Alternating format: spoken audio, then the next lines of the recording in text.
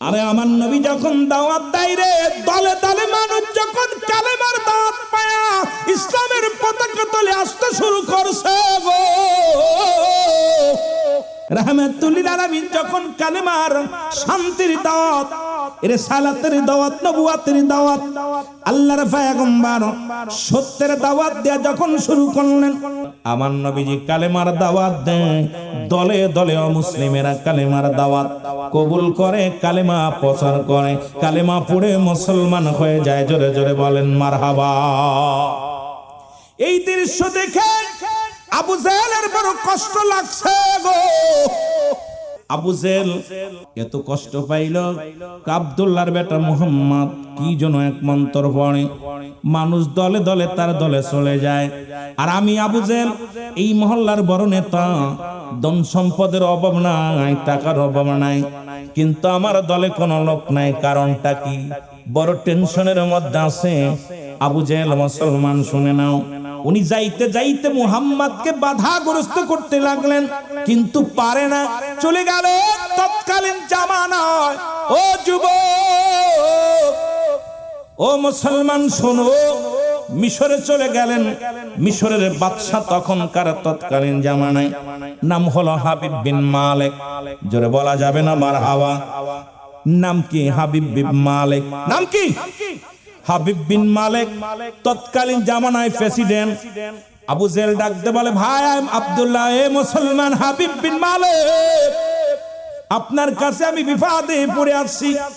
আরে আমার ভাতিজা, আমাদের প্রতিবেশী আব্দুল্লাহর বেটা মুহাম্মদ, এই কোথা থেকে এক কালেমা পাইছে, কোথা থেকে এক না কোন কোথা থেকে এক কবিতা মুখস্থ করেছে, যেটা পড়েইলে মানুষগুলো তার দলে চলে যায়।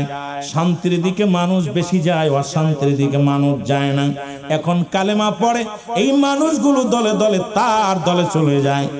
কোন কৌশলে কি তারে বাধা দেওয়া যাবে কিনা, তারে ঠেকানো যাবে কিনা, একটা পরামর্শ আমারে দাও।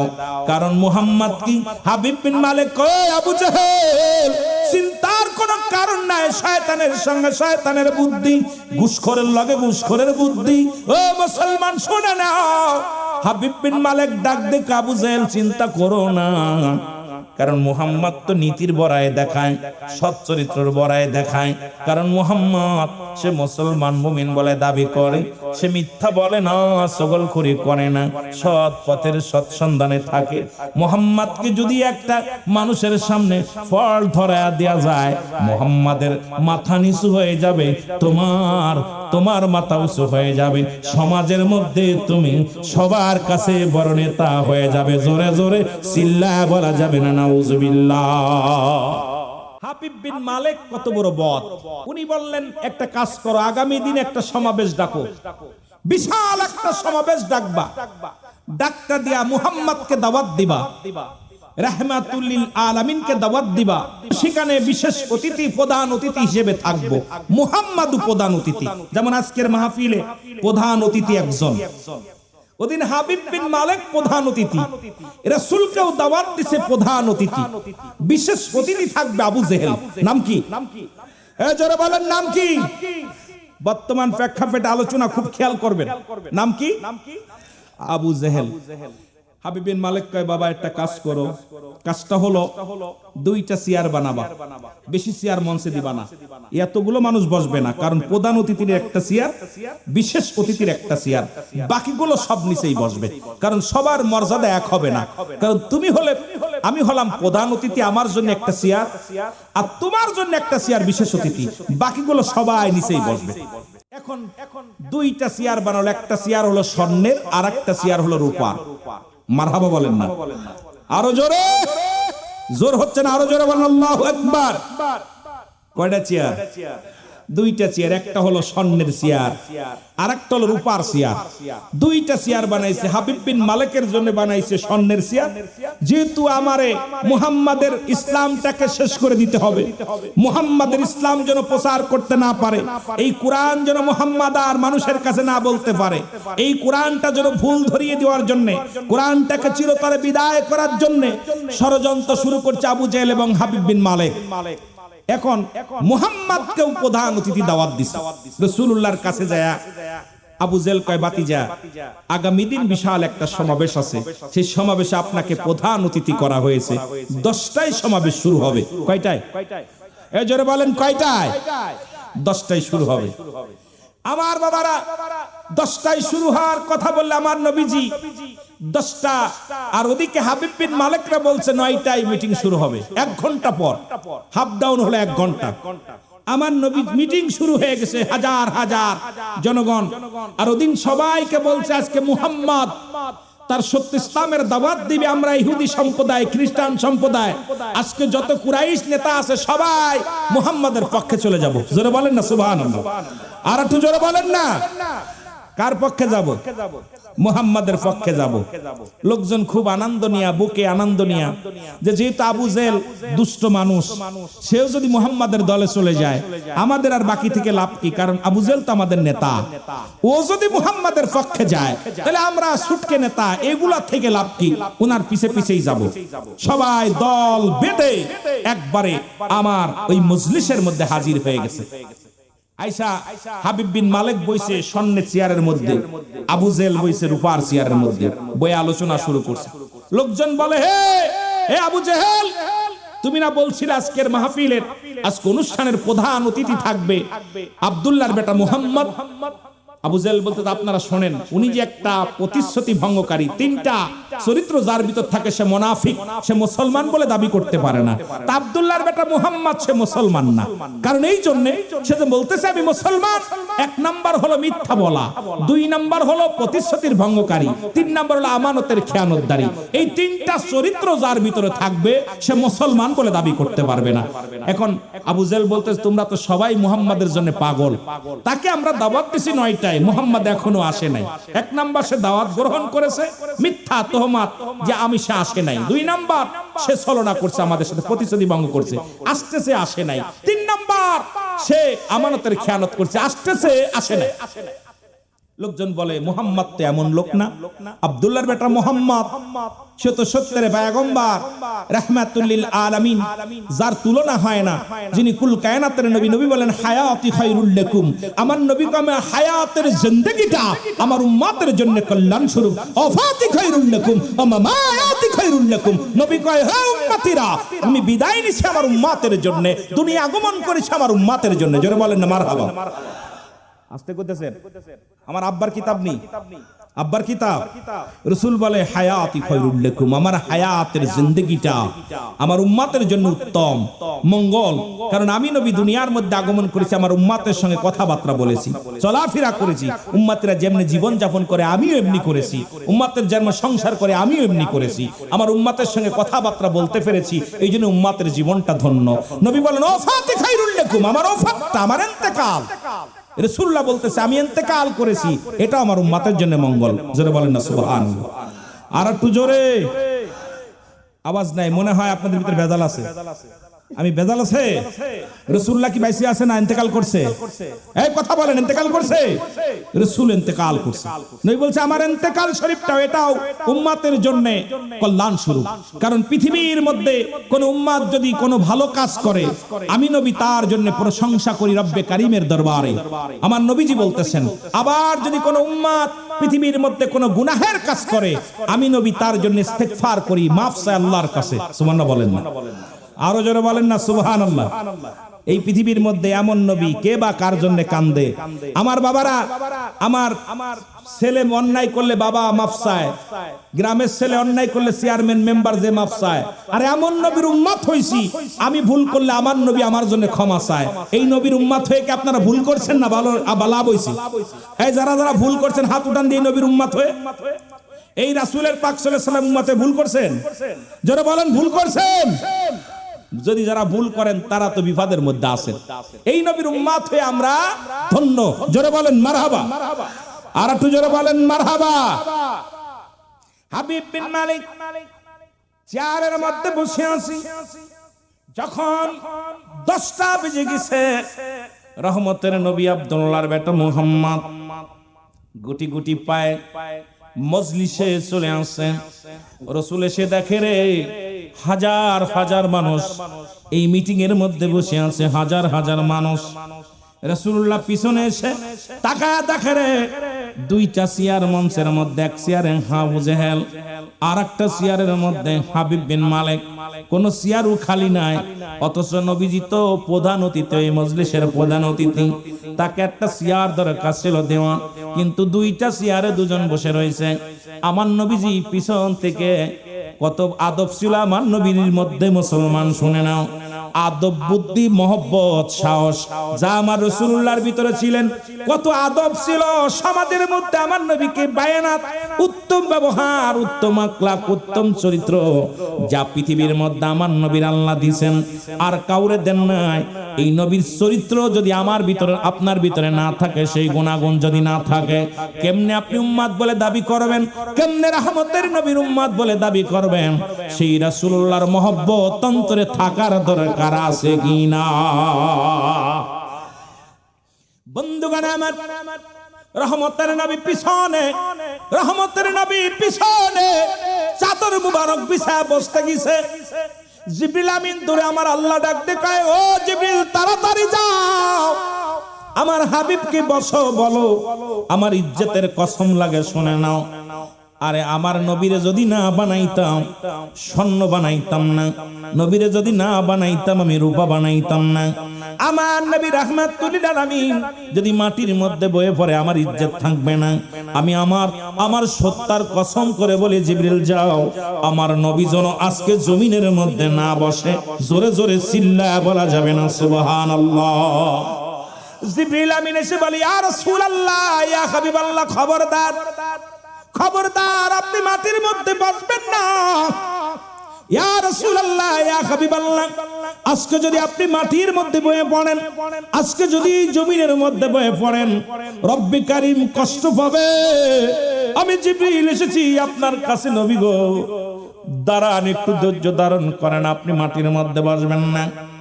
আমার নবী বলে, জিবরিল রে, যেহেতু আজকে মজলিসের মধ্যে কোনো জায়গা নাই, আমিও পিছে এসেছি, আমিও সময় নষ্ট করে ফেলেছি, আমিও পিছে বসি। জিবরিল আমিন কয়, হুজুর না না, কারণ আপনার শান, আপনার মান, আপনার মর্যাদা রব্বে কারীম দান করেছে, সুতরাং আপনি জমিনের মধ্যে বসতে পারেন না, দাঁড়ান। আমার আল্লাহ ডাকতে বলে, জিবরিল, ও জিবরিল রে, দেরি করছো কেন? হাবিব বিন মালিক রে চেয়ার থেকে ওঠানোর ব্যবস্থা করো, হাবিব বিন মালিক রে চেয়ার থেকে ওঠাও। জিবরিল আমিন কাল্লা, কেমনে উঠাইবো হাবিব বিন মালিক রে? কর কান ধরে টান দাও।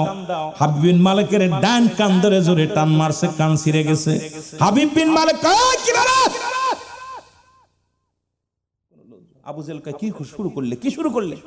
ডাকছারো কেন? জনগণ তোমার পাগল বলবো? আরে দেখ, পাগল, আমার কান ছিঁড়ে যায়। হাবিব বিন মালিক ওঠে না চেয়ার থেকে, বাম কান ধরে টান দিছে, জিবরিল আমিন জোরে টান দিছে, কেউ দেখা যায় না।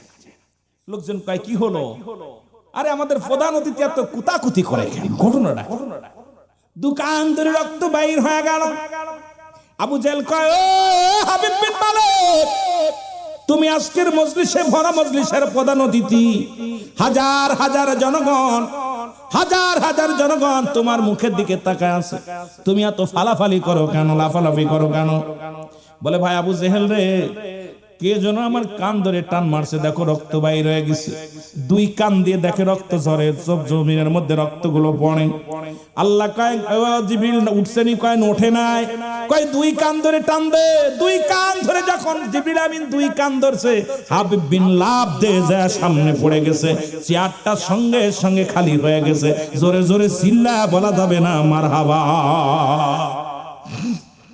দুই কান ধরে যখন টান দিছে, চেয়ারটা ক্লিয়ার, সামনে যে বসছে চেয়ার, একদম চেয়ারের মধ্যে। লোকজন কয়, কি প্রধান অতিথি সামনে যে লাফ দিয়ে পড়লো, ঘটনা কি ব্যাঙ্গের মতো?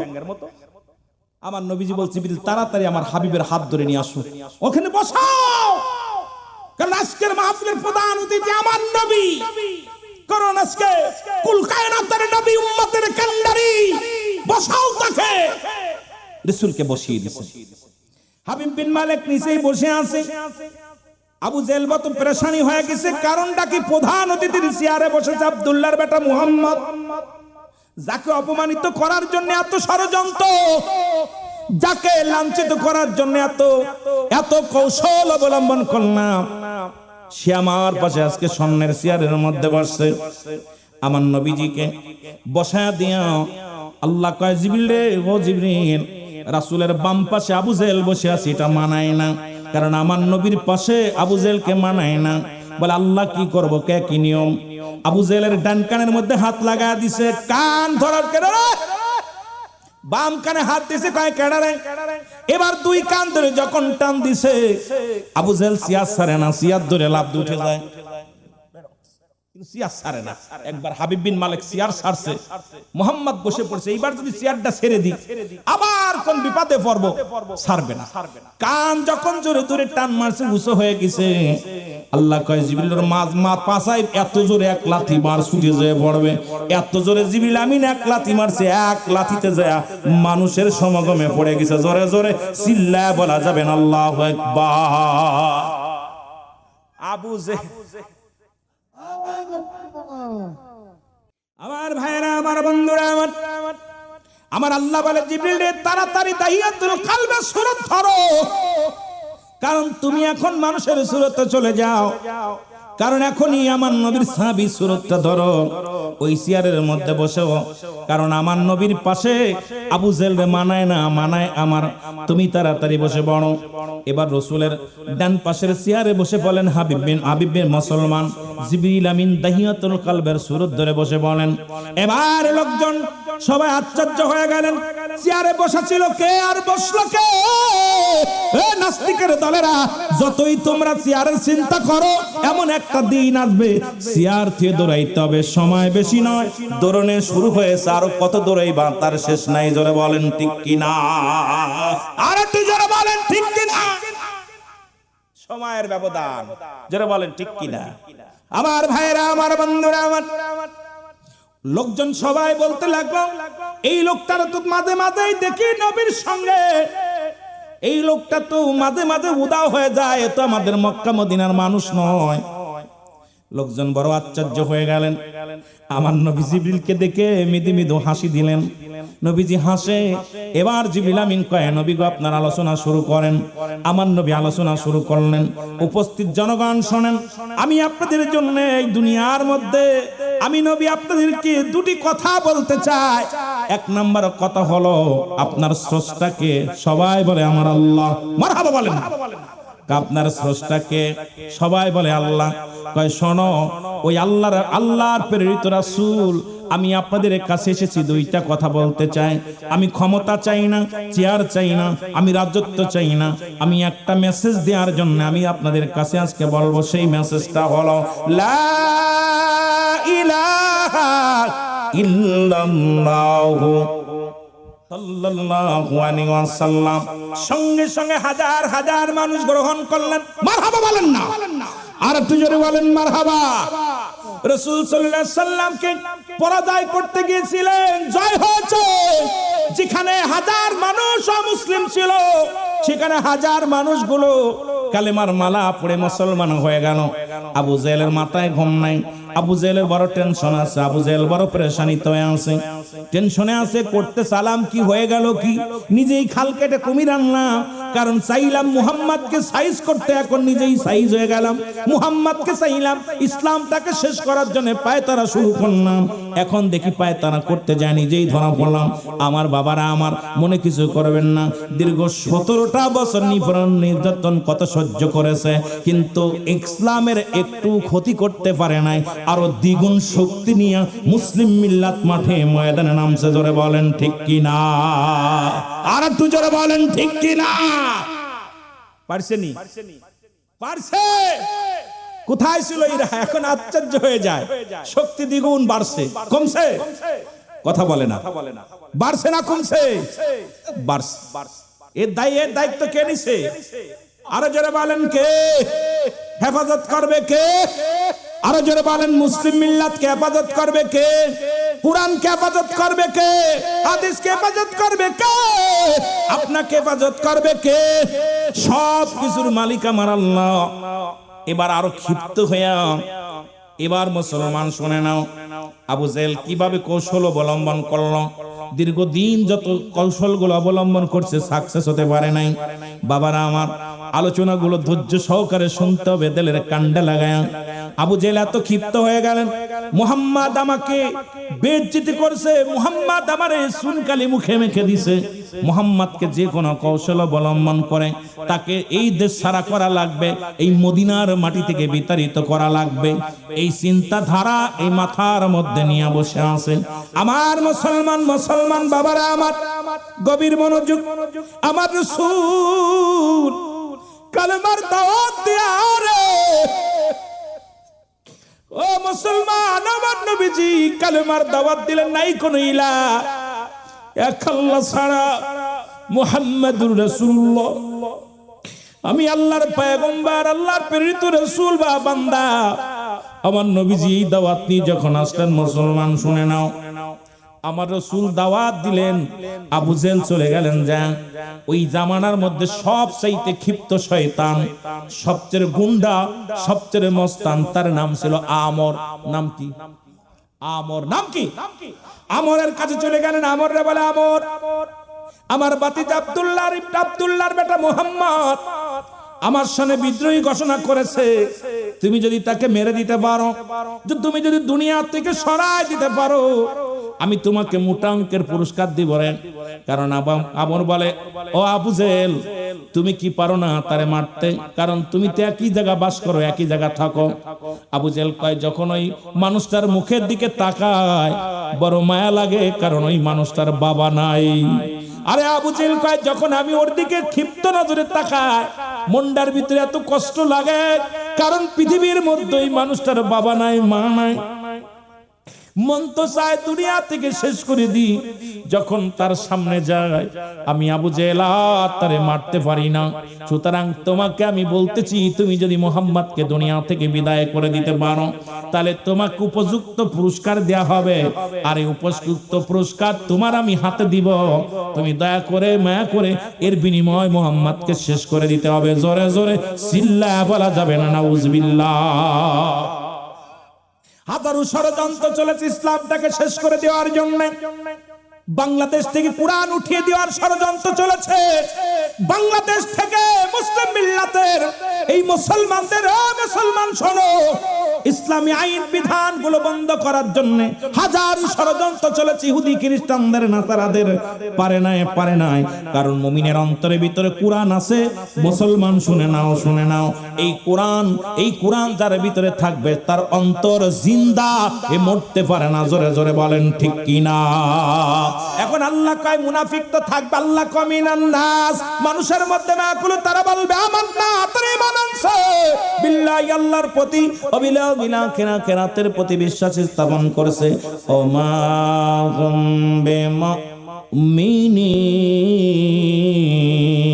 আল্লাহ কয় হাবিব রে, ওই উম্মতের মধ্যে, ওই মানুষের মধ্যে, নাস শব্দের অর্থ হলো মানুষ, এই মানুষের মধ্যে একদল বেঈমান আছে, একদল মুনাফিক আছে।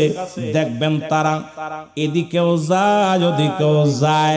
এই মানুষগুলোর মধ্যে এমন একটা জাত আছে যারা, আমি দেখলাম কদিন আগে, দেখা পর মনে বড় কষ্ট পেলাম, কথাটা না বললে নয়। ও মুসলমান, তিরমিজি শরীফের হাদিস, মুসলমান গভীর মনোযোগ, 3952 নম্বর হাদিস খানার মধ্যে দেখলাম আমার নবীজি বলতেছেন,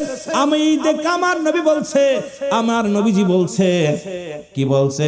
আমার উম্মতের মধ্যে একদল আসবে, তারা দুনিয়ার মধ্যে নিজেরা মূর্তি পূজা করবে, অন্যকে মূর্তি পূজার জন্য সহযোগিতা করবে, তাদেরকে উৎসাহিত করবে। আজকে আমার হাদিস শরীফের সঙ্গে হুবহু মিলে গেল। মুসলমান শুনে না, 3952 নম্বর হাদিস, তিরমিজি শরীফের হাদিস খানা। সুতরাং আমার দেশের এই কিছু মুনাফিক আলেমদের জন্য ইসলামের কলঙ্ক হয়। আমি বলি, যে দলের হোক না কেন, এই মুনাফিকদের কোনো স্থান নাই। সে যে দলের হোক না কেন, যার জন্য কোরআনের অবমাননা হয়, যার জন্য ইসলামের অবমাননা হয়, যার জন্য আমার নবীজির ইজ্জত হানি হয়, যার কারণে ইসলামকে কুটুত্ব করে, যার জন্য মুসলিমেরা আমাদেরকে ধিক্কার জানায়, সে যে দলের নেতা হোক না কেন, তাকে অচিরেই বহিষ্কার করতে হবে, তাকে দল থেকে বহিষ্কার করতে হবে। কারণ আমার ইসলামটাকে, এটা মামা বাড়ির মোয়া নয়। আপনার নিজের ইচ্ছা মতো চলবেন, নিজের মন গড়া মতো চলবেন, এটাই বিধান আপনাকে দেওয়া হয় নাই। জোরে জোরে চিল্লা বলা যাবে না ঠিক কিনা?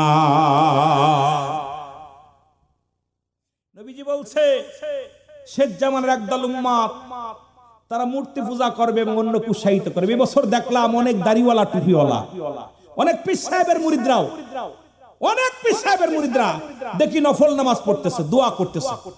ওর জুতাটা ফেটানোর দরকার। তোরে কি জাগার নাই জমিনের মধ্যে যে মন্দিরে যে সিজদা করতে হবে, মন্দিরে যে কোরআন তেলাওয়াত করতে হবে, আর কি কোথাও জায়গা নাই? ইসলামটাকে ছোট করার একটার তোর কাউকে দেয়া হয় নাই। ইসলামটা এটা মামা বাড়ির মোয়া নয়। ইচ্ছা স্বাধীন মতো চলবেন, ইচ্ছা মতো চলবেন, ইচ্ছা মতো করবেন, ইচ্ছা ভালো লাগলো পড়বেন, ভালো লাগে না হিন্দু হয়ে যাও, ভালো লাগে না খ্রিস্টান হয়ে যাও, ভালো লাগে না মুসলিম হয়ে যাও। তোমাকে বলা হয় নাই তুমি ইসলামের মধ্যে থাকো, তুমি যাও।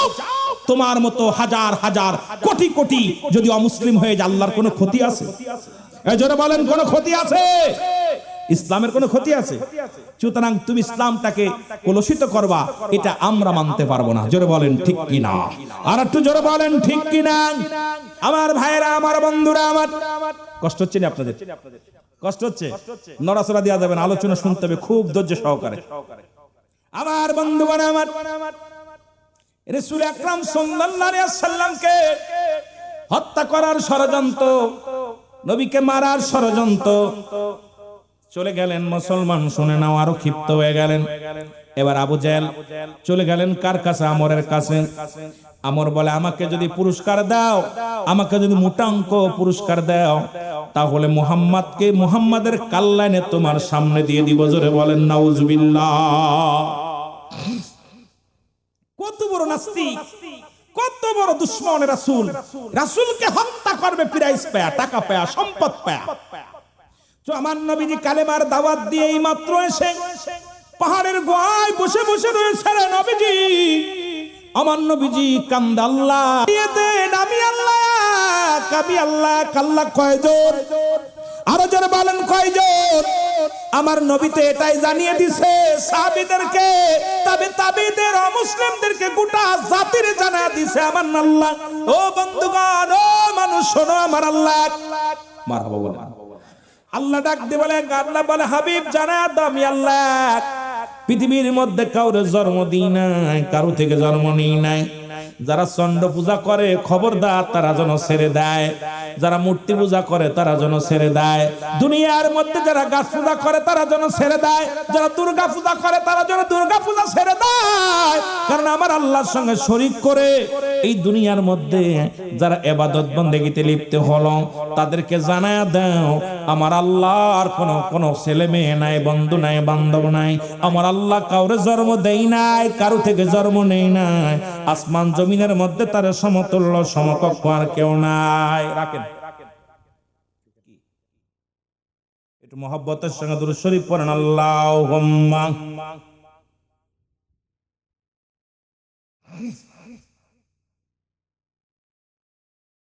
ওয়ালা আলি সাইয়্যিদিনা। এ আমার বন্ধুগণ, আমার আল্লাহ বলেন, হাবিব জানায়া দাও সারা পৃথিবী আমার মুখাপেক্ষী, আল্লাহর মুখাপেক্ষী সারা পৃথিবীর মানুষ।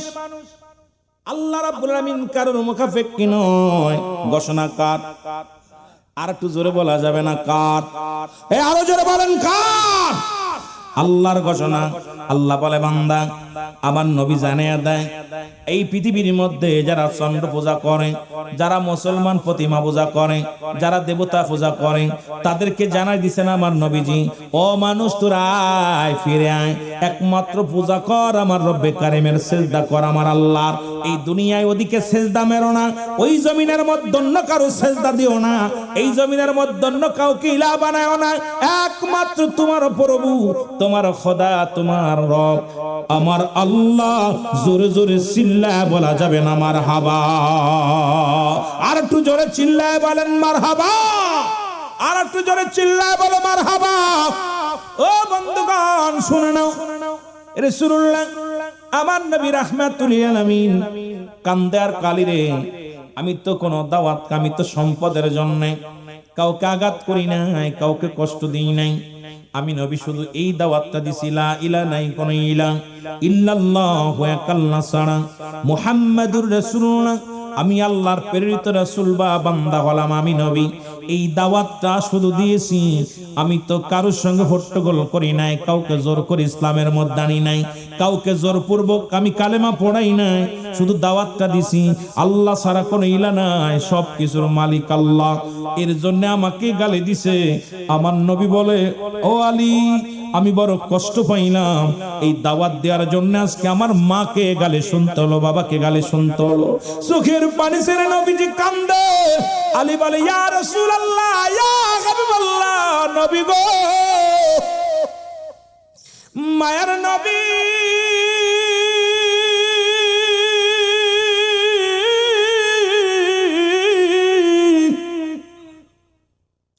নবী গো, আপনাকে কে গালি দিছে একবার আমার বলেন নবী গো,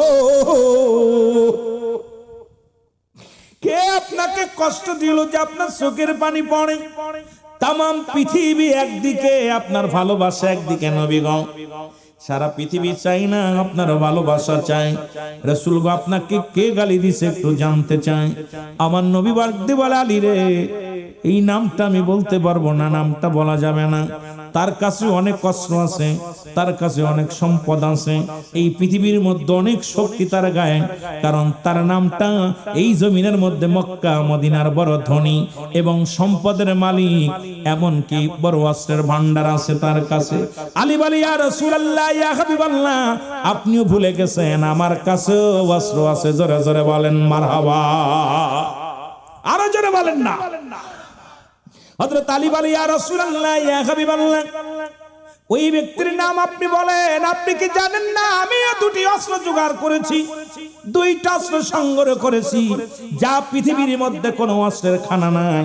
যে অস্ত্র দুইটা আমার কাছে আছে, যে অস্ত্র দিয়া সারা পৃথিবী শেষ করে দেওয়া যায় এই পৃথিবীর মধ্যে। নবী গো, আমার নবী কালীরে তুমি কবে অস্ত্র সংগ্রহ করলাম? কয়, হুজুর, আমি কবে অস্ত্র সংগ্রহ করেছি আপনি জানেন? নবী কালীরে, তোমার অস্ত্রের দাম কত? কয়, হুজুর, এটাও জানেন। নবী কালীরে, তোমার অস্ত্রের নাম কি? কয়, এটাও আপনি জানেন। রাসূল, কালী, তুমি কি বলতে চাও? তোমার অস্ত্রের দাম কত আমি জানি, তোমার অস্ত্রের নাম কি তাও জানি, অস্ত্র কবে সংগ্রহ করে এটাও জানি, কি বলতে চাও তুমি? বলি, ইয়া রাসূলুল্লাহ, ইয়া হাবিবাল্লাহ, আমি যে অস্ত্র সংগ্রহ করেছি পৃথিবীর কোন অস্ত্রের সামনে কোন দাঁড়াতে পারবে না নবী গো। আমার নবী কালীরে কি বলতে চাও?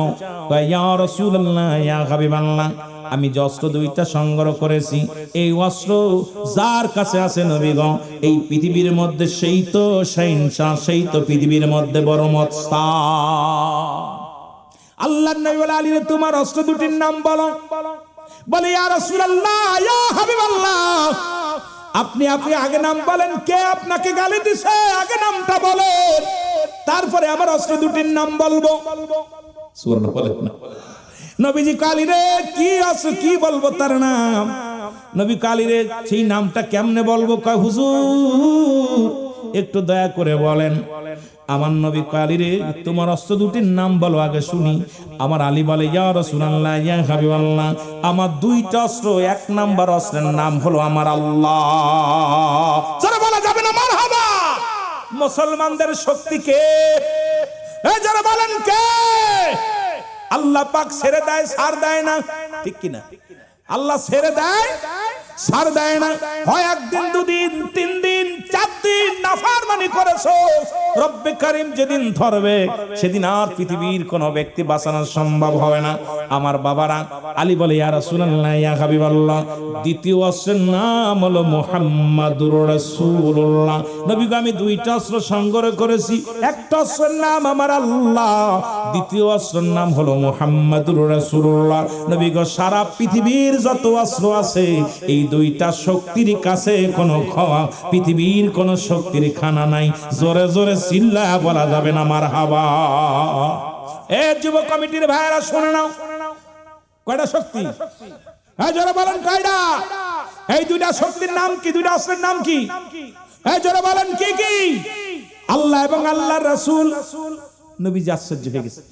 কালে কি বলো? কয়, হুজুর, যেদিন আমি কালেমা পড়েছি, লা ইলাহা ইল্লাল্লাহু এক আল্লাহ ছাড়া, মুহাম্মদ মুহাম্মাদুর রাসূলুল্লাহ, আল্লাহর প্রেরিত রাসূল বা বান্দা। সেদিন থেকে আমার দুইটা অস্ত্র, একটা অস্ত্র আমার আল্লাহ, দ্বিতীয় অস্ত্র আপনি। নবী গো, এই দুইটা অস্ত্র আমি আলীর কাছে আছে। পৃথিবীর আর কোন শক্তি, পৃথিবীর কোন অস্ত্রকে আমি আলী ভয় পাই না। জোরে বলা যাবে না মারহাবা? আর একটু জোরে বলো। মুসলমান ক্ষেপণাস্ত্র লাগে না। মুসলমানের পৃথিবীর মধ্যে মুমিন ব্যক্তির হাত উঠাইতে দেরি, দোয়া কবুল হতে রাত দেরি নয়। সুতরাং মুসলিম মিল্লাত ক্ষেপণাস্ত্র বিশ্বাস করে না। মুসলিম মিল্লাত পৃথিবীর মধ্যে বোমা বারুদ বিশ্বাস করে না। মুসলিম মিল্লাত ড্যাগার পছন্দ করে না, বোমা পছন্দ করে না। মুসলমানদের দুইটা শক্তি, একটা শক্তি আমার আল্লাহ, দুইটা শক্তি, একটা শক্তি আমার আল্লাহ, দ্বিতীয় শক্তি আমার নবী রাহমাতুল লিল আলামিন। এই দুইটা শক্তি যে ব্যক্তি অন্তরে ধারণ করিয়া আগাতে পারছে, দুনিয়া আখিরাত দুইটাই কামিয়াব হয়েছে। জোরে বলেন ঠিক কিনা? আরো জোরে জোরে চিল্লায় বলেন ঠিক কিনা? এ মুসলমান, আমার নবী ডাকতে, কালী পাগলামি করো না, পাগলামি করো না। কারণ এই অস্ত্রের সঙ্গে খানা তোমার এই আবেগ দিয়ে কাজ হবে না রে আলী। শরীয়তে অস্ত্র আছে, তোমার কাছে সেটা নাই। আলী বলে, হুজুরের নামটা বলেন। আমার নবী কয়, লোকটার নাম হলো আমর। নাম কি? আবার মনে করেন উমর। নাম কি? আমর। সঙ্গে সঙ্গে আলী রওনা হয়ে গেলেন। নবীজি ডাক দা, আলী দাঁড়াও। আলী বলে, ইয়া রাসূলুল্লাহ, আপনার চোখের পানি আমার কাছে অনেক দামি। পৃথিবীর মধ্যে আপনার চোখের পানি পড়েছে, আমি সহ্য করতে পারি না। আমার নবীর ভালোবাসার ওয়াজ শুনে যারা উঠাউটি করে, মনে করবেন নবীর প্রেম তাদের মধ্যে নাই। আমার নবীর প্রেমের ওয়াজ শোনা পর যাদের মন কান্দে না, মনে করেন নবীর সম্মান যে সহ্য করতে না পারে, এ মুসলমানদের মধ্যে পড়ে না। কারণ নবীর সম্মান যত বলে, মুমিনের কলব পরিষ্কার ও ঠান্ডা হয়, বেঈমানদের কলিজা আঘাত লাগে। জোরে জোরে বলেন ঠিক কি না? আমি দেখলাম রাসূলুল্লাহ সম্মানে, সাহাবীদের সম্মানে কথা বলতেছে, অনেক মানুষ উঠে হাঁটা দিচ্ছে। আপনাদের অন্য কিস্তা কাহিনী কইলে মনে হয় ভালো লাগবে, ভালো লাগবে এগুলো। আরে যার জন্য জগৎ পয়দা, যার জন্য সৃজন হলো, যিনি আপনার আমার কান্ডারি, সেই নবীর সম্মান বললে আপনারা পাগলের মতো শুনবেন। কিন্তু অথচ উঠাউঠি কারণটা কি? কারণ নবীজির শান ইবলিসের মনে ভাল লাগবে না। কারণ নবীজির শান তারা সহ্য করতে পারে না। যার যার বাবার শান নিয়ে ব্যস্ত। যারা বলেন ঠিক কিনা? আমার বন্ধুগণ শুনে নাও, হযরত আলী রাদিয়াল্লাহু তাআলা কি করলেন? দোষ শুরু করেছে। আমার নবীজি দুভাবে দোয়া করতেন। এ মুসলমান শোনো, রাসূলুল্লাহ মাঝে মাঝে সিধাত উঠাইতেন, মাঝে মাঝে উল্টা উঠাইতেন। যখন কোন গুরুত্বপূর্ণ, যখন অতি ফস করে দোয়া কবুলের প্রয়োজন হতো, আমার নবীজি উল্টা দিকে হাত উঠায় কাঁদতো। আর সঙ্গে সঙ্গে আল্লাহ রাব্বুল আলামিন কবুল করতেন। দেরি হতেন না, সঙ্গে সঙ্গে কবুল হতেন। এটাও কবুল হতেন, কিন্তু জরুরি যেটা প্রয়োজন নবীজি উল্টা উঠায় দিতেন। নবীজি হাত উঠায় দোয়া করতেন। আমার বাবারা আমার শুনে নাও, আমার বন্ধুগণ শোনো, রাসূলুল্লাহ দোয়া করতেন। মুসলমান আলী রাদিয়াল্লাহু তাআলা দেখে রে, নবী উল্টা দিকে হাত উঠায় দিছে। আমার আলী কান্দার ডাকতে বলে, নবী গো, আমার নবী, আমার মন বলে, নবী গো, আমি মনে হয় আর ফিরে আসবো না। কারণ জীবনেও কোনোদিন আপনাকে উল্টা হাত উঠাইতে দেখি নাই। আজকে আপনি উল্টা হাত উঠাইছেন নবী গো, তার মানে আর বুঝতে বাকি না, আমি বুঝি আর ফিরে আসবো না নবী গো। আমার নবী কান্দে, আলীও কান্দে। আমার নবী আলী রে, তুই কান্দিস না। আমি দোয়া করি রব্বে কারীমের দরবারে আমার সাহাবী যেন অতি ফাঁস করে আমার বুকে ফিরে আসে। জোরে জোরে চিল্লা বলা যাবে না মারহাবা। আলী রাদিয়াল্লাহু তাআলা চলে গেলেন আমরের রাজ্যে। যা বল আমর, আমর, আলী ডাক দিছে, আমর কই ডাক দিছে। আমর কানে শুনে, কে? আমি আলী। তুমি আসছো কেন বাবা? তুমি আমার বাবার বন্ধু। আরে আমার বন্ধু, আমার বাবার বন্ধু, তুমি আইছো? আলী আসো, এদিকে আসো। আলী কই, আস্তে। তুই আমার নবীরে গালি দিছস? তুই কি আমার রাসূলুল্লাহকে গালি দিছস? আমর কয়, আলী তুমি এত ক্ষিপ্ত হচ্ছে কেন? শোনো, আরে আব্দুল্লাহর বেটা মুহাম্মদ সে তো একটা ভণ্ড, প্রতারক, মিথ্যুক, কাজ্জাব। তাকে গালি দিছি, তুমি কষ্ট পাইছো কেন? তুমি আমার বন্ধুর ছেলে, কি চাই তোমার? আলী বলতেছে, হে তুমি আমার যতই বন্ধুর ছেলে বানাও, তুমি যে জিব্বা দিয়ে আমার রাসূলকে গালি দিছো ওই জিব্বাটা নিতে আইছি। সুবহানাল্লাহ বলেন না? আর একটু জোরে, আর একটু জোরে। আমার কয়, আরে বন্ধুর ছেলে, তুই আমার বাবার বন্ধুর ছেলে, তুমি এত কষ্ট পাচ্ছ কেন? এদিকে আসো, তোমার কি দরকার? মুহাম্মাদের কাছ থেকে কি পাইছো? মুহাম্মাদের কাছ থেকে মুষ্টি ধরে খাইতে পাও নাই, তুমি কি পাও নাই? জীবনে সুন্দরভাবে জীবন যাপন করতে পারছো না, আর মুহাম্মাদের জন্য এত দরদ। তুমি আমার কাছে আসো, সব দিব, গাড়ি বাড়ি যা লাগবে সব দিব।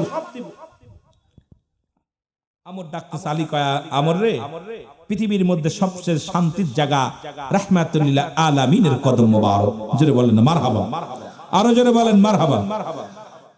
আমর বলে, আলী পাগলামি করো না। আলী বলে, আমর তুমি বেশি বেশি কথা বলো না, তোমার জিহ্বা নিয়ে যাব আমি। আমর বলে, আলী রে, তুমি কি নিয়ে আইছো আমার সঙ্গে যুদ্ধ করার জন্য? তুমি কি জানো এই জমিনের মধ্যে সবচাইতে বড় পালোয়ান আমি? সুতরাং আমার সাথে কোন আমার অস্ত্রের ভান্ডার দেখো, জনগণের ভান্ডার দেখো। সুতরাং তুমি সৈন্য হাতে এসেছো আমার কাছে যুদ্ধ করার জন্য। আলী বলে, না রে, আমি সৈন্য হাতে আসি না, তোমার এই গুদমের, এই অস্ত্রের গুদম ভান্ডার গুলো আমার দুইটা অস্ত্র দিয়া সব উড়াইয়া দিব। জোরে জোরে বলেন মারহাবা। উড়াই দেব। আমার কয়, কি রে, খালি হাতে আর ফালাফালি করে ঘটনা কি? কোন অস্ত্রও তো দেখি না, হাতেও কিছু নাই, পাশেও দেখা যায় না কিছু, অস্ত্র কোথায় পাইলো? আরে কাইতে উড়াই দিব। আমার বলে, আলী তোমার অস্ত্র দুটো দেখাও, দেখি অস্ত্র।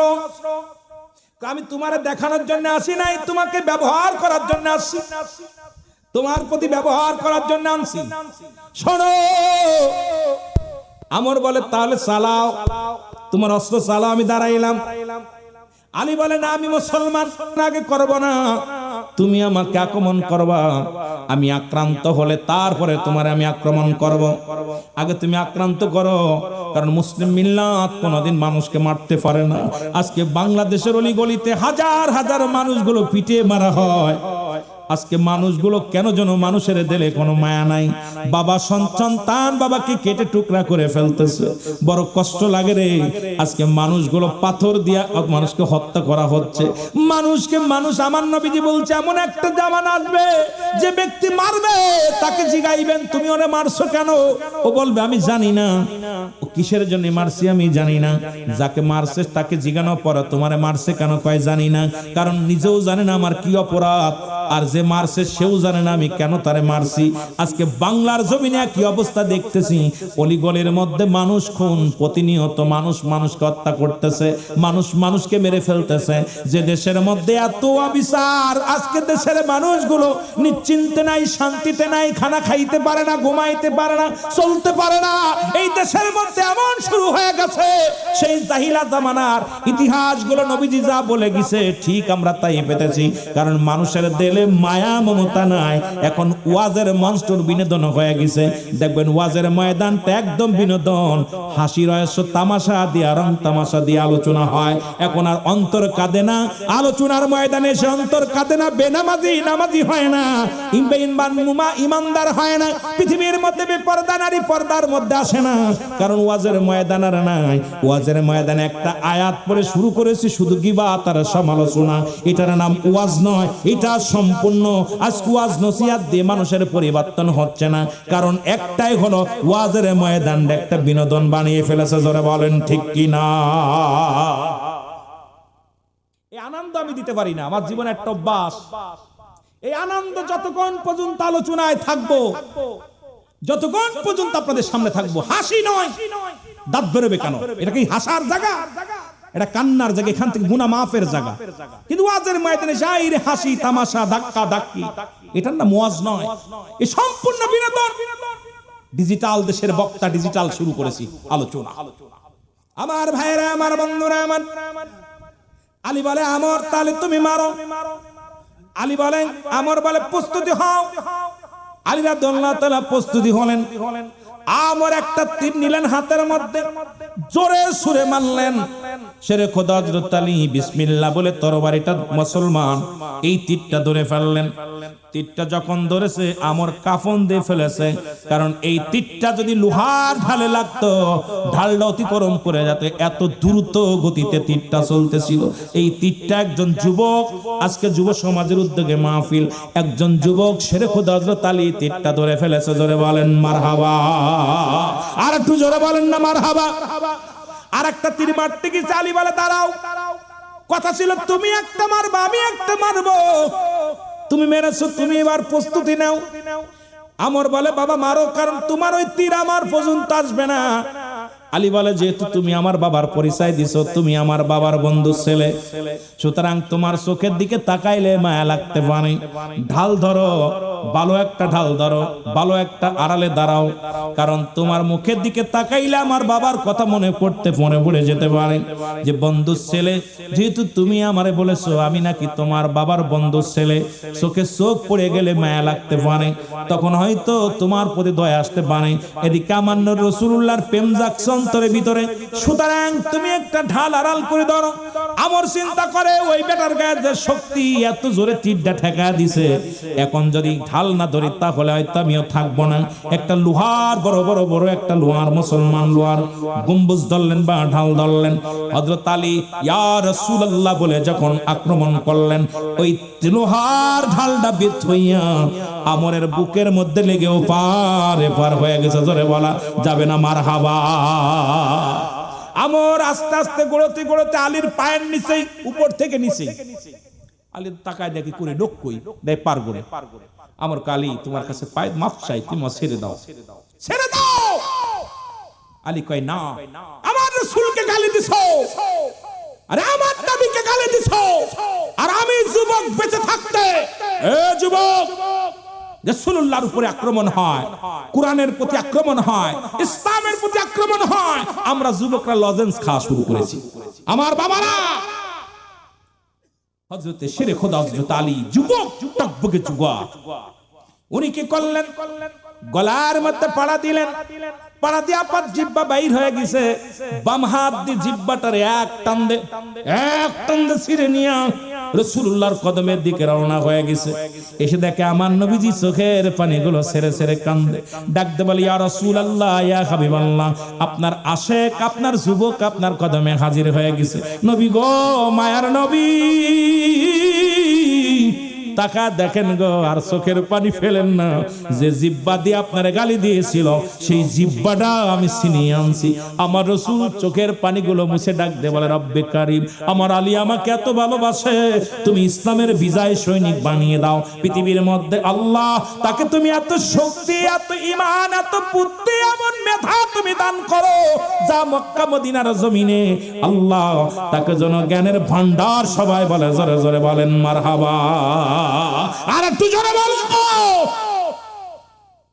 আজকে সারা বাংলাদেশে কোরআনের পাতা ছেড়ে কোরআনের পর পা রাখে যুবকরা মাঠে নাই, ময়দানে নাই। আজকে নবীজিকে গালি দেয় যুবকরা ময়দানে নাই। সব লজেন খাওয়া শুরু করেছে, সব যুবক মমতার পাগল, সব যুবকের পাগলের পাগল।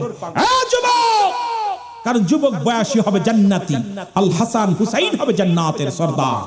সুতরাং আমার বাবারা, আমার শুনে নাও যে কথা বলতেছিলাম, এই যুব সমাজ আজকে যে মাহফিলের আয়োজন করেছে, এই যুব সমাজকে সাধুবাদ জানায়।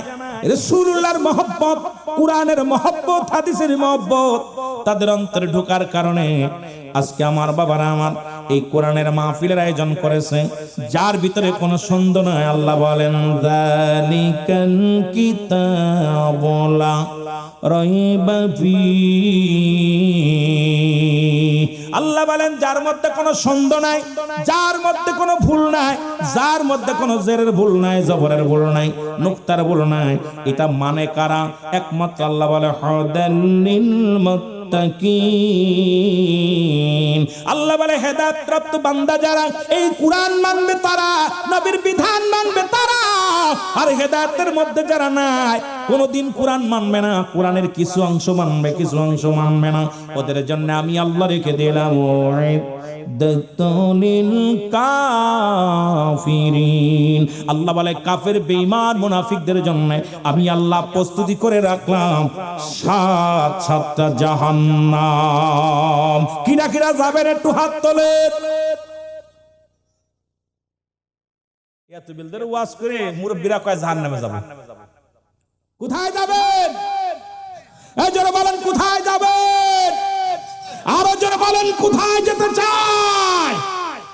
আল্লাহ বলেন আর এগুলো যারা মানলো, খোদার বিধান যারা মানলো, খোদার বিধান যারা মান্য করলো, এদের জন্য প্রস্তুতি করে রাখছে সাতটা জাহান্নাম। আর আল্লাহ বলেন এই বিধানগুলো যারা মেনে চললো এরা মুমিন হয়ে গেল, মুত্তাকিন হয়ে গেল। আল্লাহ বলে এদের জন্য প্রস্তুতি করে রাখলাম। বলেন বিসমিল্লাহির রাহমানির রাহিম। উ'ইদ্দাতুল মুমিনিন। সংবাদ দুইটা দিছে আল্লাহ। আল্লাহ বলেন যারা মুমিন মুত্তাকিন হয়ে গেল, আল্লাহ হয়ে গেল, আল্লাহর মাহবুব বান্দা যারা হয়ে গেল, পৃথিবীর মধ্যে খোদার বিধান যারা মানলো, ইসলামের বিধান যারা মানলো, মুমিন মুত্তাকিনদের জন্য আমি রব্বে কারিম একটা নয় দুটি নয় 8টা জান্নাত প্রস্তুতি করে রাখছি। কিরা কিরা যাবে না তোলেন নারায়ে তাকবীর। আর যেন নারায়ে তাকবীর। আল কোরআনের আলো, আল হাদিসের আলো, নারায়ে তাকবীর, নারায়ে রিসালাত। ভয়পাননি? ভয়পান? আমার এই কোনে কে বেদাত কইব? ভয় নাই। যেখানে নবী যেখানে আল্লাহ সেখানে নবী। লিল্লাহে তাকবীর শব্দের অর্থ হলো তাকবীর দাও আল্লাহর জন্য, আর নারায়ে তাকবীর উচ্চ আওয়াজ আল্লাহর জন্য তাকবীর দাও। দুইটা শব্দ একই শব্দ। এখন আপনাদের এলাকায় বেশিরভাগই কয় লিল্লাহে তাকবীর। এখন আওয়াজ শব্দের অর্থ হলো তাকবীর দাও আল্লাহর জন্য, আর নারায়ে তাকবীর উচ্চ আওয়াজে আল্লাহর জন্য তাকবীর দাও।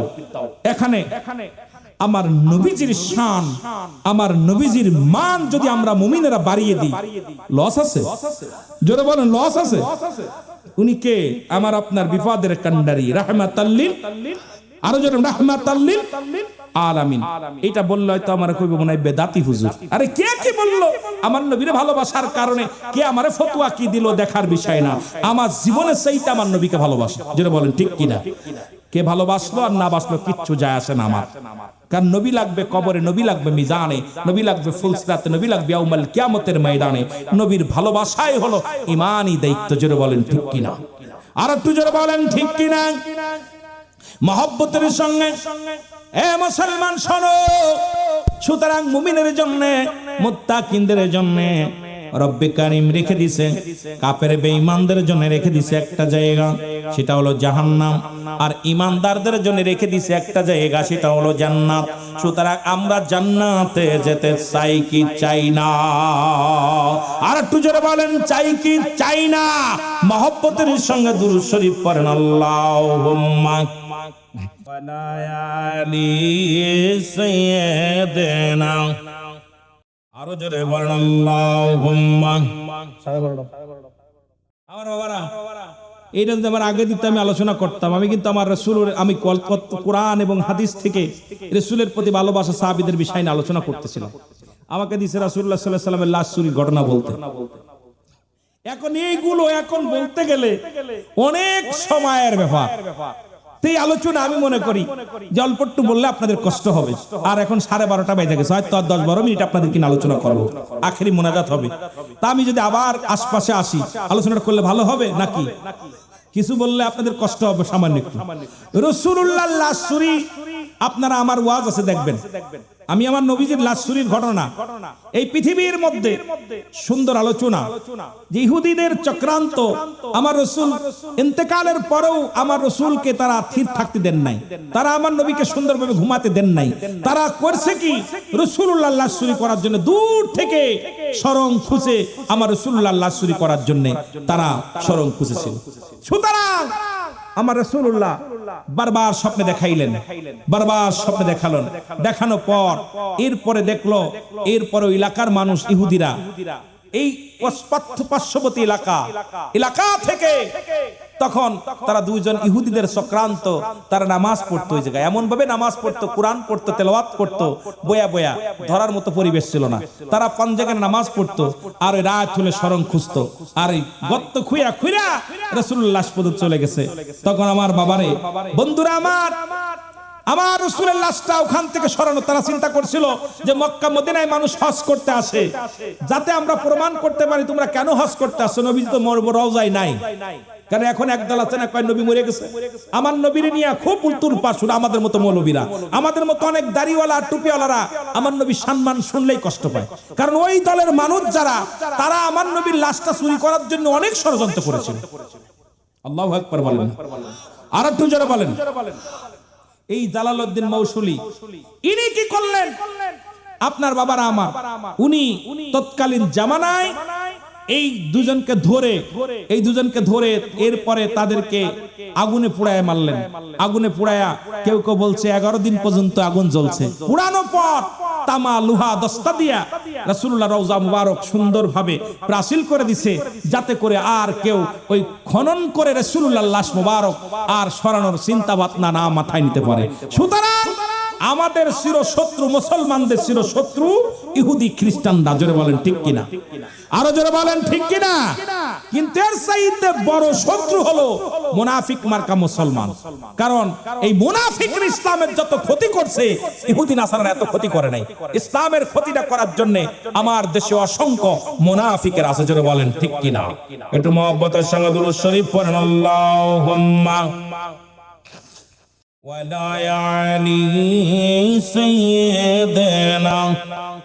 আমার বন্ধুগণ, আমার গভীর মনোযোগ, আমার মা বোনদের জন্য কিছু কথা বলে। আমার মারা যারা বিয়ে করো নাই, যুবকরা একটু হাত তোলো। কতজন বিয়ে করো নাই? যারা অবিবাহিত হাত তোলো। ওয়াজ শেষ মুহূর্তে কিছু ওসিয়াত দিয়ে যায়, নসিহত গুলো দিয়ে যায়। যারা বিয়ে করেন না হাত তোলেন, মারহাবা বলেন না। সুতরাং যারা বিয়ে করো নাই, শোনো, গভীর মনোযোগ। এই যারা আজকে শাদী করো নাই, তাদের জন্য, আমার মাদের জন্য বলে যায়, পৃথিবীর মধ্যে 5টা গুণের গুণান্বিত নারী বিয়ে করা লাগবে। কয়টা গুণ? জোরে বলেন কয়টা গুণ? জোরে বলেন কয়টা গুণ? 5 গুণের নারী যদি না পাও, বিয়ে করো না। 5 গুণের নারী বিয়ে করা লাগবে। আমার মারা যারা আছো, যুবকদের জন্য বলে যায়, যারা এখনো বিয়ে করো নাই, তাদের জন্য একটা বোনাস দিয়ে যায়। কারণ অল্প সময় কথা বলবো, আলোচনা শেষ পর্যায়ে আখেরি মোনাজাত হবে। দরুনের দরকার নাই, ছেড়ে দিব, কষ্ট দিব না আপনাদেরকে। বাবা, এই 5টা গুণের নারী পৃথিবীর মধ্যে যদি বিয়ে করো, পৃথিবীর মধ্যে শান্তি পাবা, পৃথিবীর মধ্যে জান্নাত কামাই করে নিবা, পৃথিবীর মধ্যে সুখ আসবে, বাবা মার খেদমত বাড়বে, সংসারে শান্তি আসবে, সংসার অভাব দূর হয়ে যাবে, শান্তি আর শান্তি আসবে, উশৃঙ্খল দূর হয়ে যাবে। এই 5টা গুণের নারী, যেটা ছিল আমার নবী আব্দুল্লাহর বিবির মধ্যে যে 5টা গুণ ছিল, যে 5টা গুণ ছিল মা আমেনার ভিতরে। মা আমেনা মুসলমান শুনে নাও, আব্দুল ওহাব জরির কন্যা, এনার ভিতরে 5টা গুণ। কারণ রসুল বিয়ে করবে, রসুলের বাবা বিয়ে করবে আব্দুল্লাহ যখন বিয়ে করবে, সমাজের মধ্যে 5টা গুণের নারীর খুব অভাব ছিল।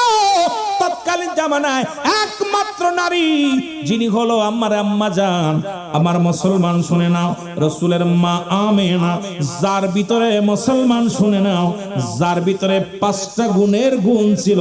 জোরে জোরে চিল্লা বলা যাবে না মারহাবা? আর একটু জোরে বলেন মারহাবা। কয় গুণ? 5টা গুণের গুণান্বিত। 1 নাম্বার গুণ হলো, 1 নাম্বারে লেখে নাও, আমার মারা লেখে নাও, বাবারা লেখে নাও। 1 নাম্বার গুণ হলো আমানতের সতীত্বর আমানতদারি। জোরে বলা যাবে না মারহাবা? কিসের সতীত্বর? আমানতের। মুসলমান সতীত্বর আমানতদারি। এই পৃথিবীর মধ্যে কোন নারী তার সতীত্ব নষ্ট করে না।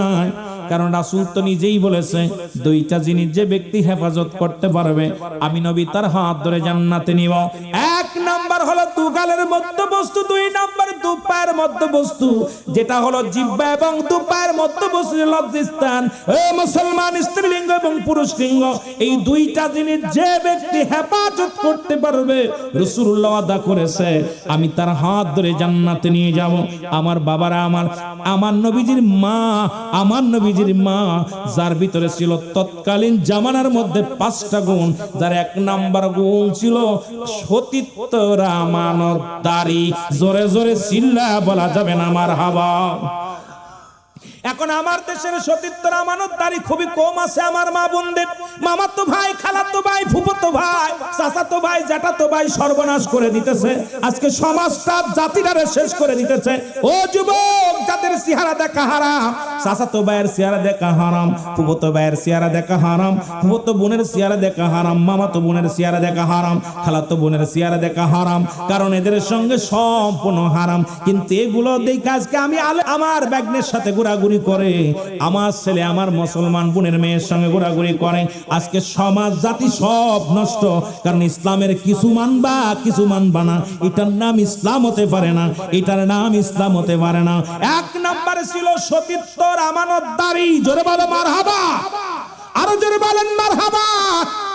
এই সতীত্বর আমানতদারি নারী আল্লাহ রাব্বুল আলামিনের কাছে বড় পুরস্কার পাবেন।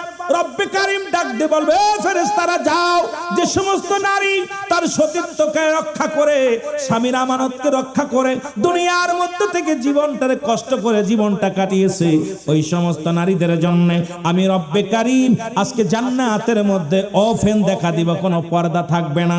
কারণ আমার রব্বুল আলামিন, আমার আল্লাহ রব্বুল আলামিন, আমার নবীজিকেও পাবে, আমার আল্লাহও দেখা দিবে জান্নাতের মধ্যে একমাত্র সতীত্ব নারীদের সঙ্গে। জোরে বলেন মারহাবা, আর একটু জোরে বলো মারহাবা। ওই সতীত্ব নারী যারা আমলদারি হবে, তবে আমল থাকাও লাগবে। কতবার বুঝে নিয়ে, সতীত্ব আছে আমল নাই, নাস্তিক। কথা বুঝছেন? আমার বাবারা, আমার 1 নম্বরে সতীত্বর আমানতদারি, 2 নম্বরে আমলদারি নারী। মারহাবা বলেন। 2 নম্বরে আমলদারি নারী। আমার মারা ভালো করে লেখে নিও, যদিও আজকে সমাজ নষ্ট, জাতি নষ্ট, আজকে তোমরা রাস্তায় নেমে গেছো, তোমরা নবীদের মা, তোমরা আলেমদের মা, তোমরা কারীদের মা, মুফতি সাহেবের মা, যে ওয়াজগুলো দরকার বাবারা, আমার রাত বেশি হওয়ার কারণে আমি আপনাদেরকে আলোচনা গভীর নিতে পারলাম না, কষ্ট নিজেরই লাগতেছে, তবু আজকে জানাতে হবে বাবা। 2 নাম্বার হলো আমলদারি নারী।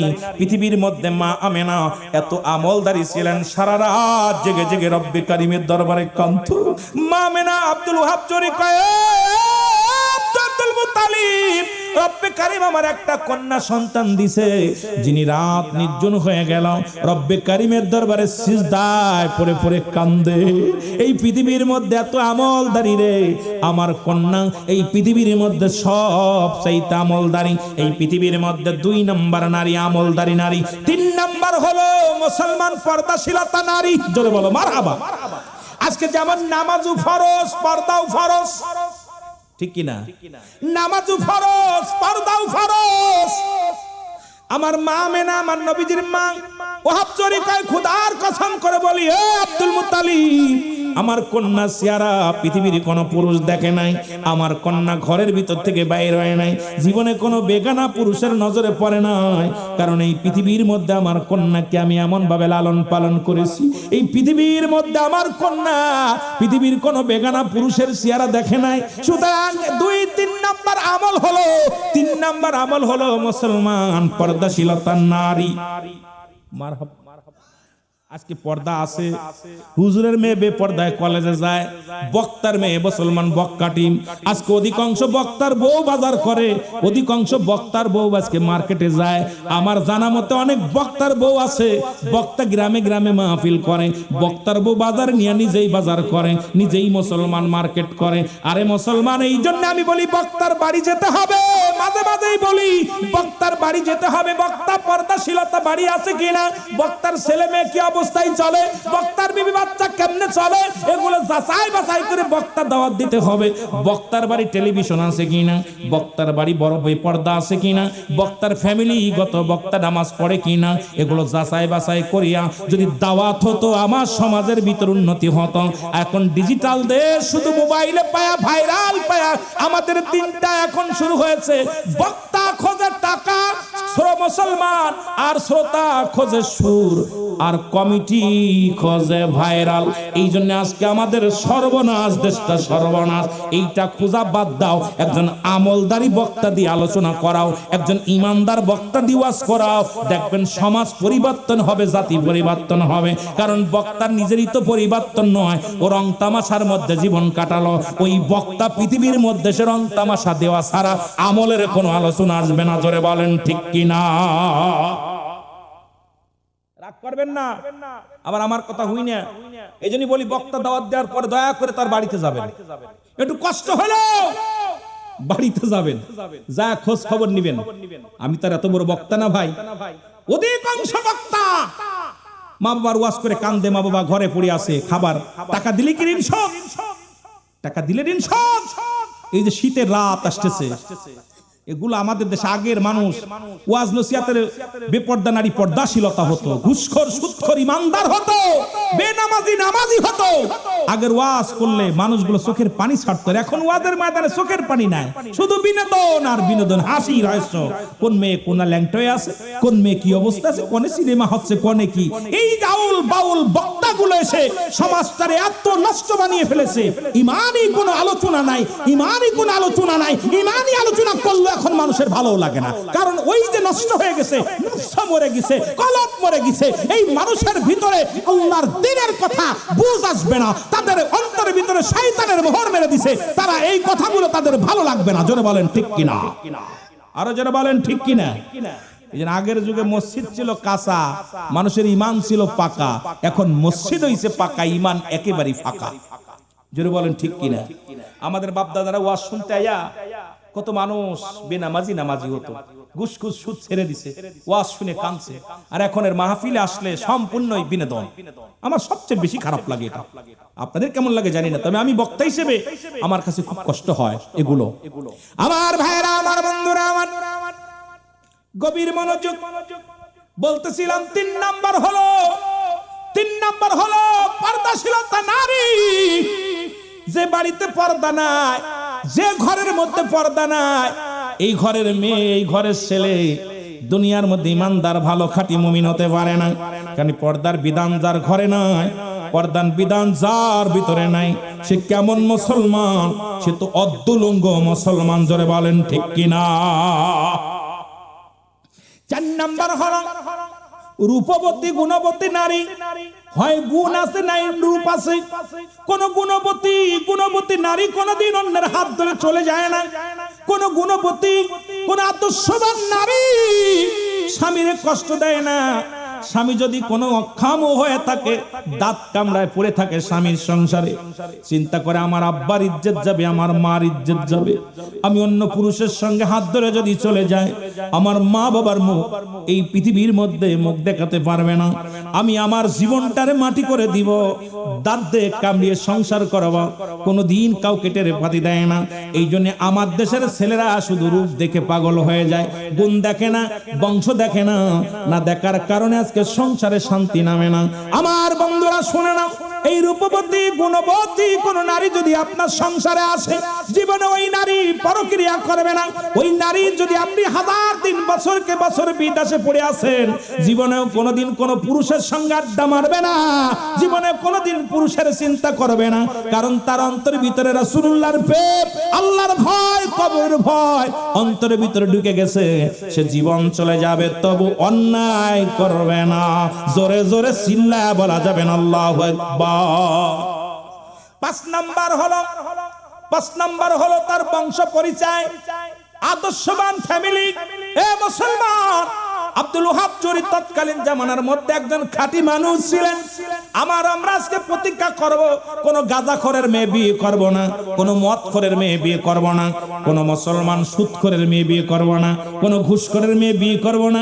প্রতিজ্ঞা করবেন আজকে ওর সাথে আত্মীয়তা করবে না, কোন ঘুষখোর, সুদখোর, মাদক সেবনকারী, কোন মদখোর, নারীখোর, এদের সঙ্গে আত্মীয়তা করব না। দেখবেন ওই ফ্যামিলির মধ্যে আজকে আমার সমাজ, ওই ফ্যামিলি, এই যদি একজন আদর্শবান বাবার মেয়ে, একজন বাবা আদর্শবান বাবার ছেলে যদি আপনার আত্মীয় হয়ে যায়, এই দুনিয়ার মধ্যে আপনি জান্নাতের মধ্যে বাস করবেন। কারণ ওই যে ফ্যামিলির মধ্যে গাঁজা মদ ধরেছে, যে ফ্যামিলির মুসলমান বাবা মা সুদ খায়, ঘুষ খায়, ওই বাবা মার সন্তান কোনোদিন আদর্শবান হতে পারে না। ঘুষখোরের বাচ্চা, সুদখোরের বাচ্চা কোনোদিন সে ভালো হতে পারে না। ওই সুদের টাকা, ঘুষের টাকা, এইগুলো খাইয়াও মানুষ হয়েছে, ওর রক্তের মধ্যে হারাম ঢুকে গেছে। ওই হারামখোরেরা কোনোদিন ভালো হতে পারে না। এই জন্য যখন এই 5টা গুণের গুণ দেখিয়া যদি কেউ শাদী করেন, একজন ভ্যান চালকের মেয়ে বিয়ে করেন, রিক্সা চালকের মেয়ে বিয়ে করেন, তাতেও শান্তি আছে, কিন্তু ঘুষখোরের মেয়ে নয়, সুদখোরের মেয়ে নয়, জিনাখোরের মেয়ে নয়, মাদক সেবিকার মেয়ে নয়। মাদক যিনি সেবন করে, গাঁজা মদ ইয়াবা যিনি পান করে, এদের থেকে আমরা পরিহার করি। এদের মেয়েদের সঙ্গে, এদের সঙ্গে আত্মীয়তা ছিন্ন করি। এদের সঙ্গে আত্মীয়তা না রাখলে দেখবেন আমার সমাজ, আমার জাতি, এই পীরহাটি, এই পীরহাটির সমাজটা সোনার সমাজ হয়ে যাবে। জোরে বলেন ঠিক কিনা? এই 5টা গুণ দেখে বিয়ে করবেন। কয়টা গুণ? জোরে বলেন কয়টা গুণ? এখান থেকে প্রতিজ্ঞা করবেন, কোন গাঁজাখোর, কোন মদখোর, কোন সুদখোর, ঘুষখোর, এই ঘুষখোরের সাথে কোন আত্মীয়তা কর, তার মেয়ে বিয়ে করবেন, তার ছেলের সঙ্গে বিয়ে দিবেন, তার ছেলের সঙ্গে কোন আত্মীয়তা করবেন না। নাম্বার 1 সতীত্বর আমানতদারি। মারহাবা বলেন না? নাম্বার 1 কি? জোরে বলেন। সতীত্বর আমানতদারি। আমার মারে বলতেছি, মারে শুনে নাও। 1 নাম্বার সতীত্বর আমানতদারি, 2 নাম্বার পর্দাশীলতা নারী, 3 নাম্বার আমলদারি নারী, 4 নাম্বার গুণবতী। গুণ থাকে, গুণ দেখেন। আগের যুগে বিয়ে শাদী হলে বাবা মা আগে গোষ্ঠী দেখতো, কোন গোষ্ঠীর বংশ, নানার বংশ, নানার বংশ, দাদার বংশ, পদ্দাদার বংশ দেখতো। আর এখন আর এ দেখার সময় নাই, খালি সুন্দর চেহারা হলি হয়। ওর ধলা চামড়া দেখে হাত ধরে টান দিনে 2 দিন পরে বাপের পিটায় ঘর থেকে বের করে। ও কয় তোমার বাপের যদি বৃদ্ধাশ্রমে না দাও, তোমার ভাত খাবো না। এখনো তো বউ পাগল, ও হয় বউ নিয়ে এখন চিন্তা করে বউরে কি করবে, বাপ মারে বেজার কইরা বউরে খুশি করে। আরে কপাল পোড়া, তোদের মতো কপাল পোড়া ফুলাফানের মুখে মারি, ছাতার মারি।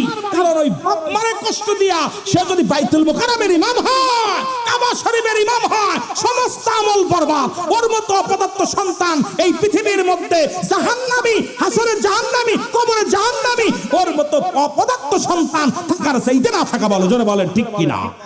আরো জোরে বলেন ঠিক কিনা? বউ পাগল ছেলেরা পৃথিবীর মধ্যে, বউ মরে গেলে বউ পাবি, আব্বা মা মারা গেলে পাবি না। এই জন্য আমি যুবকদের বলে যাই, তোমার মা, তোমার বাবা আজান নামাজে দাঁড়াইছো, ডাক দিছে রুল আমিন, ফরজ নামাজ ব্যতীত সুন্নাত নফল ছেড়ে দাও, সঙ্গে সঙ্গে ছেড়ে দাও। মা ও আব্বা ডাকে সাড়া দাও, যদি জান্নাত পেতে চাও, জান্নাত পেতে চাও। সুতরাং আমাদের যুগের ছেলেরা বউ ডাক দিলি নামাজ ছেড়ে দেয়, মা ডাক দিলি কয় কথা কয় না। জোরে কোন ঠিক কিনা? আরো জোরে বলেন ঠিক কিনা? আমি বলবো না যে বউদের ভালোবাসেন না, ভালোবাসেন। মার সঙ্গে তুলনা হয় না। এই জন্যই বাবা মার প্রতি সম্মান আমাদের দেখার দরকার আছে কিনা? আরো জোরে বলেন আছে কিনা? এই 5টা গুণ, 5টা গুণের গুণান্বিত নারী বিয়ে করবেন। সুলাইমান পয়গম্বর বিয়ে করার জন্য যখন পয়গম দিলেন, উনি অর্ধ পৃথিবীর খলিফা ছিলেন। অল পৃথিবী ঘুরে একটা মেয়ে পেয়েছে, তাও 4 গুণ পাইছিল, একটা গুণ পাই নাই। 4টা গুণের গুণান্বিত নারী পাইছে, একটা গুণ পাই নাই। তখন উজির এসে বলে, হুজুর লক্ষ লক্ষ নারী, কিন্তু আপনার জন্য একটা নারী খুঁজে পাইলাম না। সুলাইমান পয়গম্বর বলে, আমার মনে হয় কপালে বিয়ে নাই। কয় এই 5টা গুণে, যেহেতু রব্বে কারীম আমাকে বলছে এই 5টা গুণ দেখে বিয়ে করতে, সুতরাং এই বাংলাদেশে আলোচনার ময়দানে প্রতিনিয়ত যাইতেছি। একটু আগে খবর পাইলাম ছেলে আবার আইসিতে রয়েছেন, 2 দিন বাইরে পড়ছিল মাঝে, আবার আজকে তাকে পুরো ঢুকানো হয়েছে। হায়াত, মৌত, রিজিক, দৌলত সবকিছুর মালিক কে? আরো জোরে বলেন কে? আপনাদের সাথে দাওয়াত নিয়েছিলাম, কথা দিয়েছিলাম। গতবার আমার ভাই উনি জেলখানায় গিয়েছিলেন, মাহফিলটা আমাকে দাওয়াত দিয়ে আমার বাসায় গিয়েছিলেন। এখান থেকে একটা হাইয়েস্ট ভরে আমার বাসায় গিয়েছিলেন, আমার মাদ্রাসায় গিয়েছিলেন। যে সমস্ত ভাইয়েরা তাদের ভালোবাসায় গত বছর এসেছিলাম, এই বছরও দাওয়াত রেখেছে আমাদের মেম্বার ভাই, অত্যন্ত আশিকে রাসূল। সব মিলে সুন্দর পরিবেশে আমি আপনাদের মাঝে আসতে পেরেছি। রব্বে কারীমের দরবারে আবার বলি আলহামদুলিল্লাহ। এখানে দুইটা জিনিস পাওয়া যাবে, একটা হলো রহমত, একটা হলো গজব। একটা হলো রহমত, একটা হলো গজব। আমরা কি রহমত নিতে চাই না গজব নিতে চাই? জোরে বলেন, রহমত নিতে চাই না গজব নিতে চাই? রহমত নিতে চাই। সকলে বলেন, কি নিতে চাই? রহমত নিতে চাই। এই পৃথিবীর মধ্যে মানুষের আসার একটা সিরিয়াল আছে, যাওয়ার কোনো সিরিয়াল নাই। আসেনি? জোরে বলেন, আছে? আমি আস্তে আস্তে আলোচনায় যাব, খুব ধৈর্য সহকারে আলোচনা শুনবেন। পর্দার অনেক মা বোনেরা আসছেন, আমিও আস্তে আস্তে আগাইব। আমি এত বড় আলেম নয়, এত বড় জ্ঞানী নয়। আকাশের নিচে এই জমিনের উপর আমার মতো নরাধন দ্বিতীয় আছে বলে আমার বিশ্বাস হয় না। পাপী মানুষ, গুনাহগার মানুষ। আপনারা যদি দোয়া করেন, মদিনাওয়ালার খাস দোয়ার খাতিরে আল্লাহ রাব্বুল আলামিন যেন গোলামের মুখ দিয়া কিছু কথা বলার তৌফিক দান করে, সকল বলুন আমিন। একটু মহব্বতের সঙ্গে দুরূদ শরীফ পড়েন, আল্লাহুম্মা ওয়া নায়ানি সাইয়্যিদিনা লা ইলাহা ইল্লাল্লাহু মুহাম্মাদুর রাসূলুল্লাহ। জোরে জোরে চিল্লায়া বলা যাবে না সাল্লাল্লাহু আলাইহি ওয়াসাল্লাম। এ দুনিয়ার মুসলমান গভীর মনোযোগ। আল্লাহ রাব্বুল আলামিন রিয়াজুল জান্নাহ বেহেশতের বাগান ঐতিহাসিক 3 দিন ব্যাপী তাফসীরুল কোরআন মাহফিলে, নবমতম বাৎসরিক মাহফিল, আপনাকে আমাকে আসার মতো সুযোগ দান করলো, বসার মতো সুযোগ দান করলো। এখনো সময় কত মানুষ জেলখানায়, কত মানুষ হাসপাতালে, কত মানুষ মৃত্যু শয্যায় সজ্জিত। রব্বে কারীম আপনাকে আমাকে জেলখানায় নেন নাই, হাসপাতালে নেন নাই। পৃথিবীর কোন ভুল রাস্তা আমাকে আপনাকে নেন নাই। সুন্দর পরিবেশ, পীরহাটি যুব সমাজ, এই আজকে জান্নাতুল ফেরদাউস কবরস্থানের উন্নয়ন প্রকল্পের মাহফিলে রব্বে কারীম বসার মতো সুযোগ দান করলো, আসার মতো সুযোগ দান করলো। উচ্চ কণ্ঠে আওয়াজ দিয়ে চিল্লায় বলেন আলহামদুলিল্লাহ। এ দুনিয়ার মুসলমান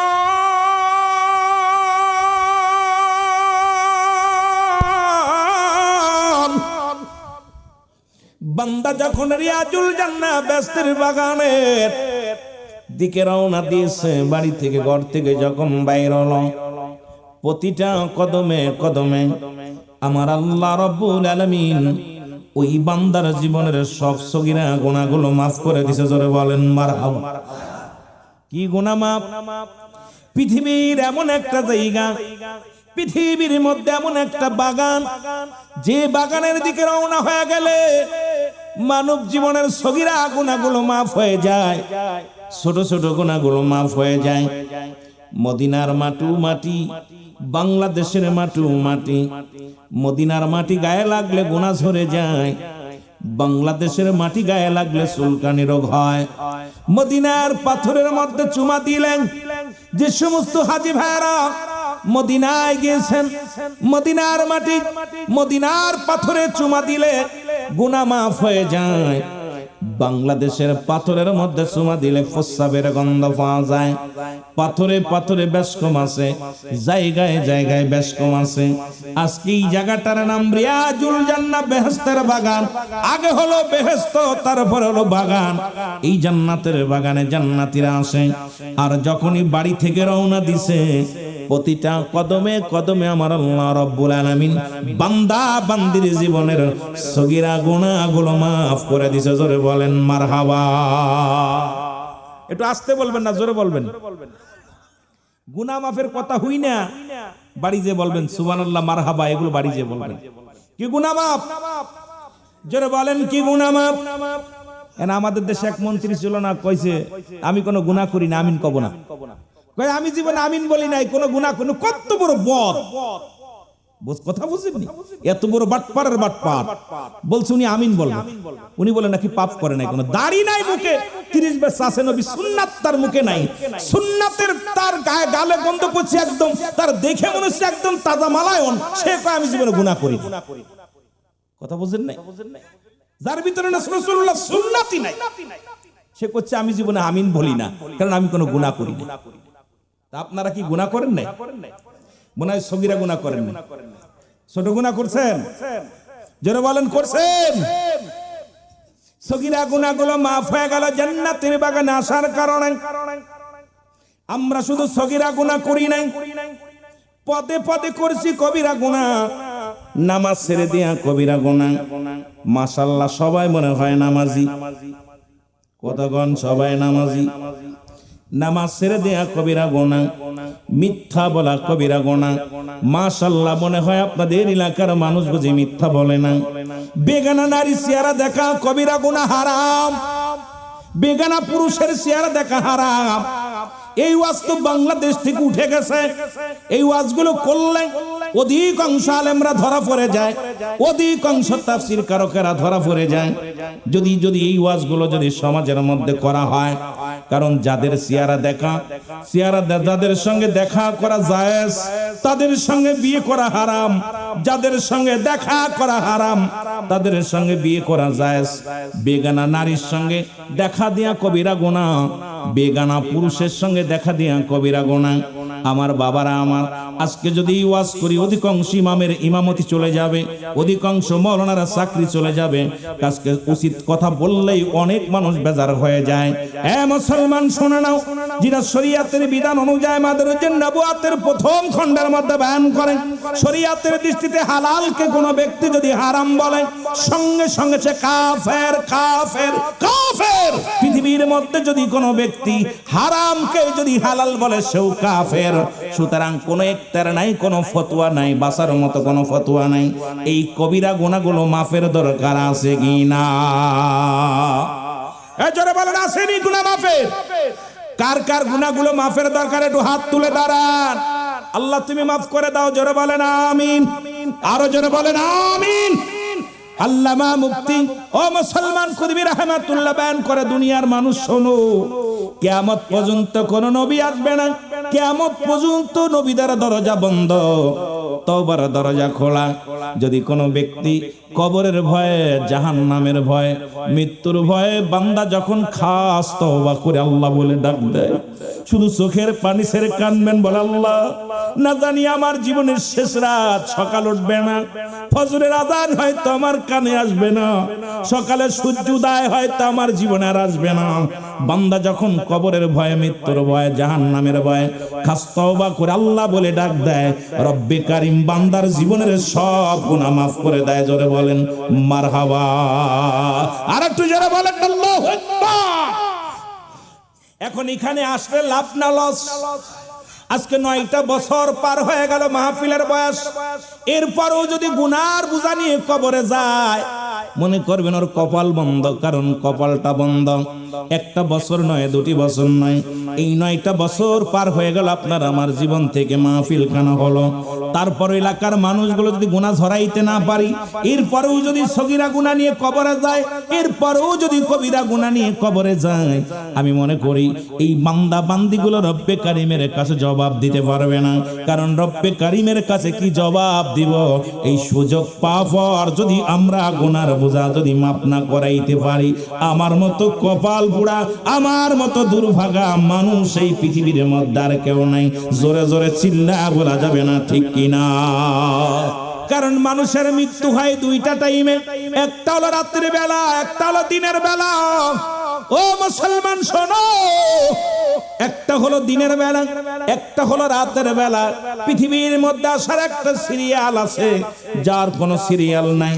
দেখা যায় দাদা জিন্দা, নাতি দুনিয়ার মধ্যে নাই, বাবা জিন্দা, সন্তান দুনিয়ার মধ্যে নাই। কখন কে যেন চলে যায়, বাবার কাঁধে সন্তানের লাশ, সন্তানের কাঁধে বাবার লাশ। এই পৃথিবীর মধ্যে লাশবাহী ব্যক্তি জানে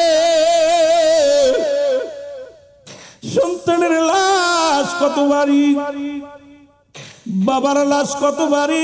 এই পৃথিবীর মধ্যে যারা আপনজনের লাশ কাঁধে নিছে, ওই লাশ নিয়ে যখন গোরস্থানে নামানোর জন্য, এই যে কবর গোরস্থানে যারা নামায়া দিছে, এই ব্যক্তিটা জানে আব্বা মায়ের লাশটা কত ভারী, বাবার লাশটা কত ভারী, দাদার লাশটা কত ভারী। আমার কথাগুলো বলার জন্য আমি আলোচনার মধ্যে এখনো ঢুকি নাই, শুধু বোঝানোর জন্য কয়েকটা কথা বলে যাই। আমার বন্ধুগণ, দুইটা টাইমে মানুষের মরণ হয়, একটা হলো রাত, একটা হলো দিন। দিন শুরু করেছে আল্লাহ নামাজ দিয়া, রাতও শুরু করেছে নামাজ দিয়া। কারণ রহমতের নবীর কাছে এক নাম্বার প্রিয় ছিল নামাজ। কারা কারা নবীকে ভালোবাসেন একটু হাত তুলে দেখান, নবীরে ভালোবাসেন, জোরে জোরে চিল্লায় বল আল্লাহু আকবার। রাসূলুল্লাহর কাছে এক নাম্বার প্রিয় ছিল নামাজ, জোরে বলেন মারহাবা। নবীজির কাছে এক নাম্বার প্রিয় ছিল নামাজ। নবীর উম্মত বলে দাবি করতে হলে এক নাম্বার নামাজের প্রতি যত্নবান হওয়া লাগবে, কোনো ওজর চলবে না। কারণ এক ওয়াক্ত নামাজ কাজা গেলে 80 হুতবা পরিমাণ জাহান্নাম। এক হুতবা পরিমাণ হলো 2,88,00,000 বছর। আপনি যে তরিকার মানুষ হন না, যে মাওলানা হন না কেন, যে কুতুব হন না কেন, নামাজ নামাজ। কাফের এবং মুসলমানদের মধ্যে পার্থক্য হলো নামাজ। এই নামাজের যত্নবান হয়েছিলেন আমার নবীজি। কারণ নবীজির উম্মত যদি হতে হয়, এক নম্বরে নামাজের প্রতি যত্নবান হওয়া লাগবে, জোরে বলেন ঠিক কিনা। এক নম্বরে নামাজ। নামাজ নবীর কাছে এক নাম্বার প্রিয় ছিল নামাজ। 2 নাম্বার প্রিয় ছিল তার উম্মতগণ, 3 নাম্বার প্রিয় ছিল তার বিবিগণ, 4 নাম্বার প্রিয় ছিল পৃথিবীর মধ্যে সুগন্ধি জিনিস। সুতরাং এই 4টা জিনিস আমাদেরকেও প্রিয় হওয়া লাগবে। এক নম্বরে নবীর উম্মত বলে দাবি করতে হলে এক নম্বরেই আমরা নামাজের প্রতি যত্নবান হওয়া লাগবে। 2 নাম্বার, এক মুসলমান আর এক মুসলমানকে জীবনের চাইতে অধিক পরিমাণ ভালোবাসা লাগবে। হিংসা করা যাবে না, কোন মানুষের মিথ্যা মামলা দেওয়া যাবে না, কোন মানুষের বিরোধিতা করা যাবে না। ওই মানুষটার মুসলমান, ওই মানুষটার গীবাত করা যাবে না, ওই মানুষটার সমালোচনা করা যাবে না। কারণ মুসলমান বাবারা যদি ভুল করে থাকে, তাকে পরামর্শ দিতে হবে, তার পাশে যে বুঝাইতে হবে।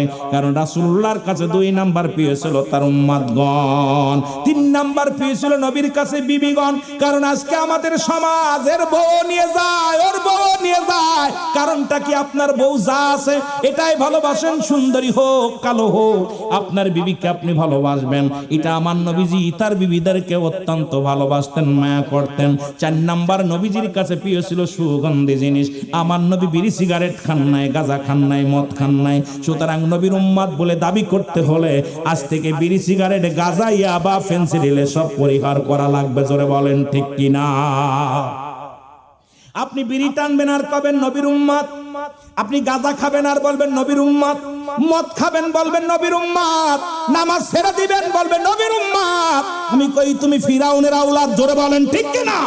আর একটু জোরে বলেন ঠিক কিনা। যদি তুমি নবীর আওলাদ, আমার নবীর উম্মত বলে যদি দাবি করতে হয়, আজ থেকে মাদক সেবনকে না বলতে হবে। পৃথিবীর মধ্যে নামাজ ছাড়া যাবে না, নামাজকে হ্যাঁ বলা লাগবে। আপনার জীবনের চাইতন্য মুমিনকে বেশি ভালোবাসা লাগবে, অন্য বিবিদেরকে নয়, নিজের বিবিকে জানের চাইতে অধিক পরিমাণ ভালোবাসা লাগবে। তাহলে আপনি পরিপূর্ণ ইসলামের মধ্যে ঢুকতে পারবেন। কারণ এটা যদি না ঢুকতে পারেন, আমার আল্লাহ কয়া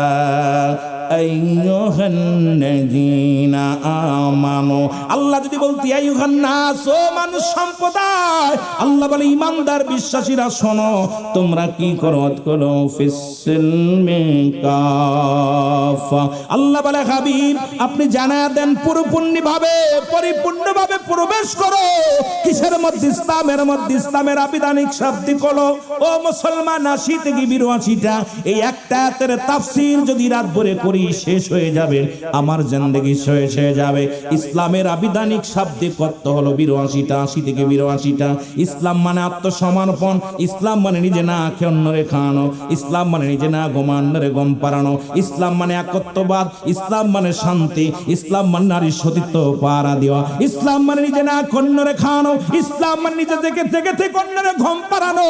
এখন তুমি মুসলমান বলে দাবি করো, ইসলাম বলে দাবি করো, তোমার মধ্যে কোন আদর্শ আছে আমি দেখতে চাই। যে আদর্শগুলো রাসূলুল্লাহ সাহাবীদের ভিতরে ছিল, যে আদর্শগুলো খোলাফায়ে রাশিদিনের মধ্যে ছিল, যে আদর্শগুলো পৃথিবীর মধ্যে মহামানবদের মধ্যে ছিল, সে আদর্শ আমার আপনার মধ্যে নাই।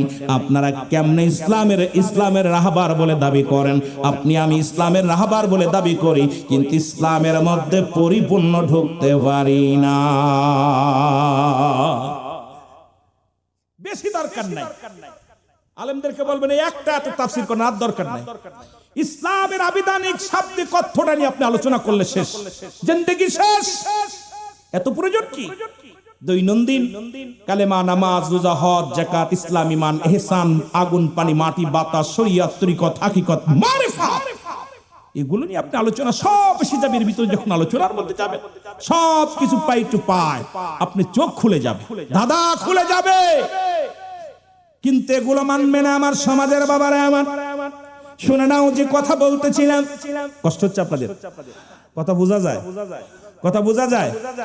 আপনাদের বগুড়ার ভাষা আর মাগুরার ভাষা জিলা যদিও মিল আছে, বগুড়ার মাগুরা। আমার বাড়ি মাগুরা, আপনাদের বাড়ি বগুড়া। মাঝে মাঝে আমার নামের পিছনে দেখবেন খালি বগুড়া লেখা। আমি কার ভাই, বগুড়া না মাগুরা? না, আমার মাল চালায় দেয় মাগুরা, বগুড়া কয়ে।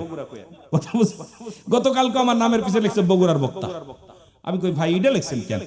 পিরাই মাহফিলে দেখবেন আমার পোস্টারে পিরাই দেখ বগুড়া লিখে ফেলে, মাগুরা লিখতে গেলে বগুড়া লেখে। অনেক সময় বেজাল বেঁধে যায়, মুসাব্বা খায় যে বগুড়া না মাগুরা। এই জন্য আপনাদের ভাষার লগে আমার ভাষার জন্য মিল হয়। আল্লাহ কবুল করো, যেন বলে না আমিন। এটা জিকির করো, লা ইলাহা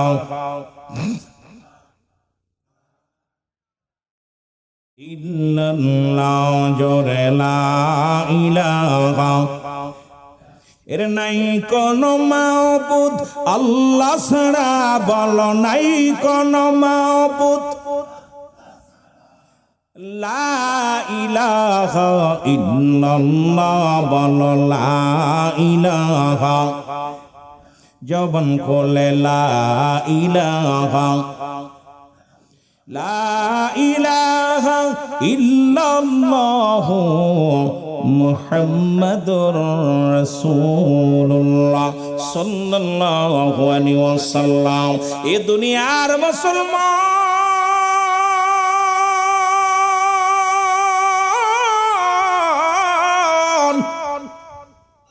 রহমতের নবী রাহমাতুল লিল আলামিন এই দাওয়াত তাই গো।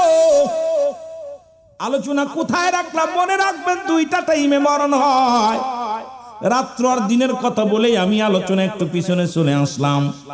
ধীরে ধীরে আমি যাব নামাজের দিকে, শরীয়তের পর্দার দিকে, বাস্তবতা নিয়ে কিছু কথা বলা লাগবে। রব্বে কারীম যেন জবান দিয়ে বাইর করে দেয়। রহমতের নবী দাওয়াত দেন, কিসের দাওয়াত? কালেমার দাওয়াত। লা ইলাহা নাই কোন ইলাহ ইল্লাল্লাহু, এক আল্লাহ ছাড়া, মুহাম্মাদুর রাসূলুল্লাহ সাল্লাল্লাহু আলাইহি ওয়াসাল্লাম। এই দাওয়াত কে দেন? জোরে বলেন, কে দেন? রহমতের নবী, রাহমাতাল লিল আলামিন। আদম নবী দাওয়াত দেয় লা ইলাহা ইল্লাল্লাহ। আদম নবী কয় আদম শফিউল্লাহ, লা ইলাহা ইল্লাল্লাহ ইব্রাহিম খলিলুল্লাহ, লা ইলাহা ইল্লাল্লাহ মুসা কালিমুল্লাহ, লা ইলাহা ইল্লাল্লাহ ইব্রাহিম খলিলুল্লাহ, লা ইলাহা ইল্লাল্লাহ মুহাম্মাদুর রাসূলুল্লাহ। সব নবীর একই কালেমা ছিল। জোরে জোরে চিল্লায় বলেন মারহাবা, আরো জোরে। আদম কয় আমি আল্লাহর পয়গম্বর। ও যুবক, আদম নবী কয় আমি আল্লাহর পয়গম্বর। ইব্রাহিম খলিলুল্লাহ কয় আমি আল্লাহর পয়গম্বর। ঈসা আলাইহিস সালাম কয় আমি আল্লাহর পয়গম্বর। মুসা আলাইহিস সালাম ডাক দে আমি আল্লাহর পয়গম্বর। রে আমার আপনার নবী ডাক দে আমি আল্লাহর পয়গম্বর। পৃথিবীর মধ্যে সব নবীর শেষ আমার নবী রাহমাতাল লিল আলামিন। যখন কালেমার দাওয়াত দেয়া শুরু করলাম, আমার সাথে পড়েন, আশহাদু আল্লা ইলাহা ইল্লাল্লাহ ইল্লাল্লাহু ওয়াহদাহু লা শারীকা লাহু ওয়া আশহাদু আন্না মুহাম্মাদান আবদুহু ওয়া রাসূলুহু। জোরে জোরে চিল্লায়া বলা যাবে না মারহাবা।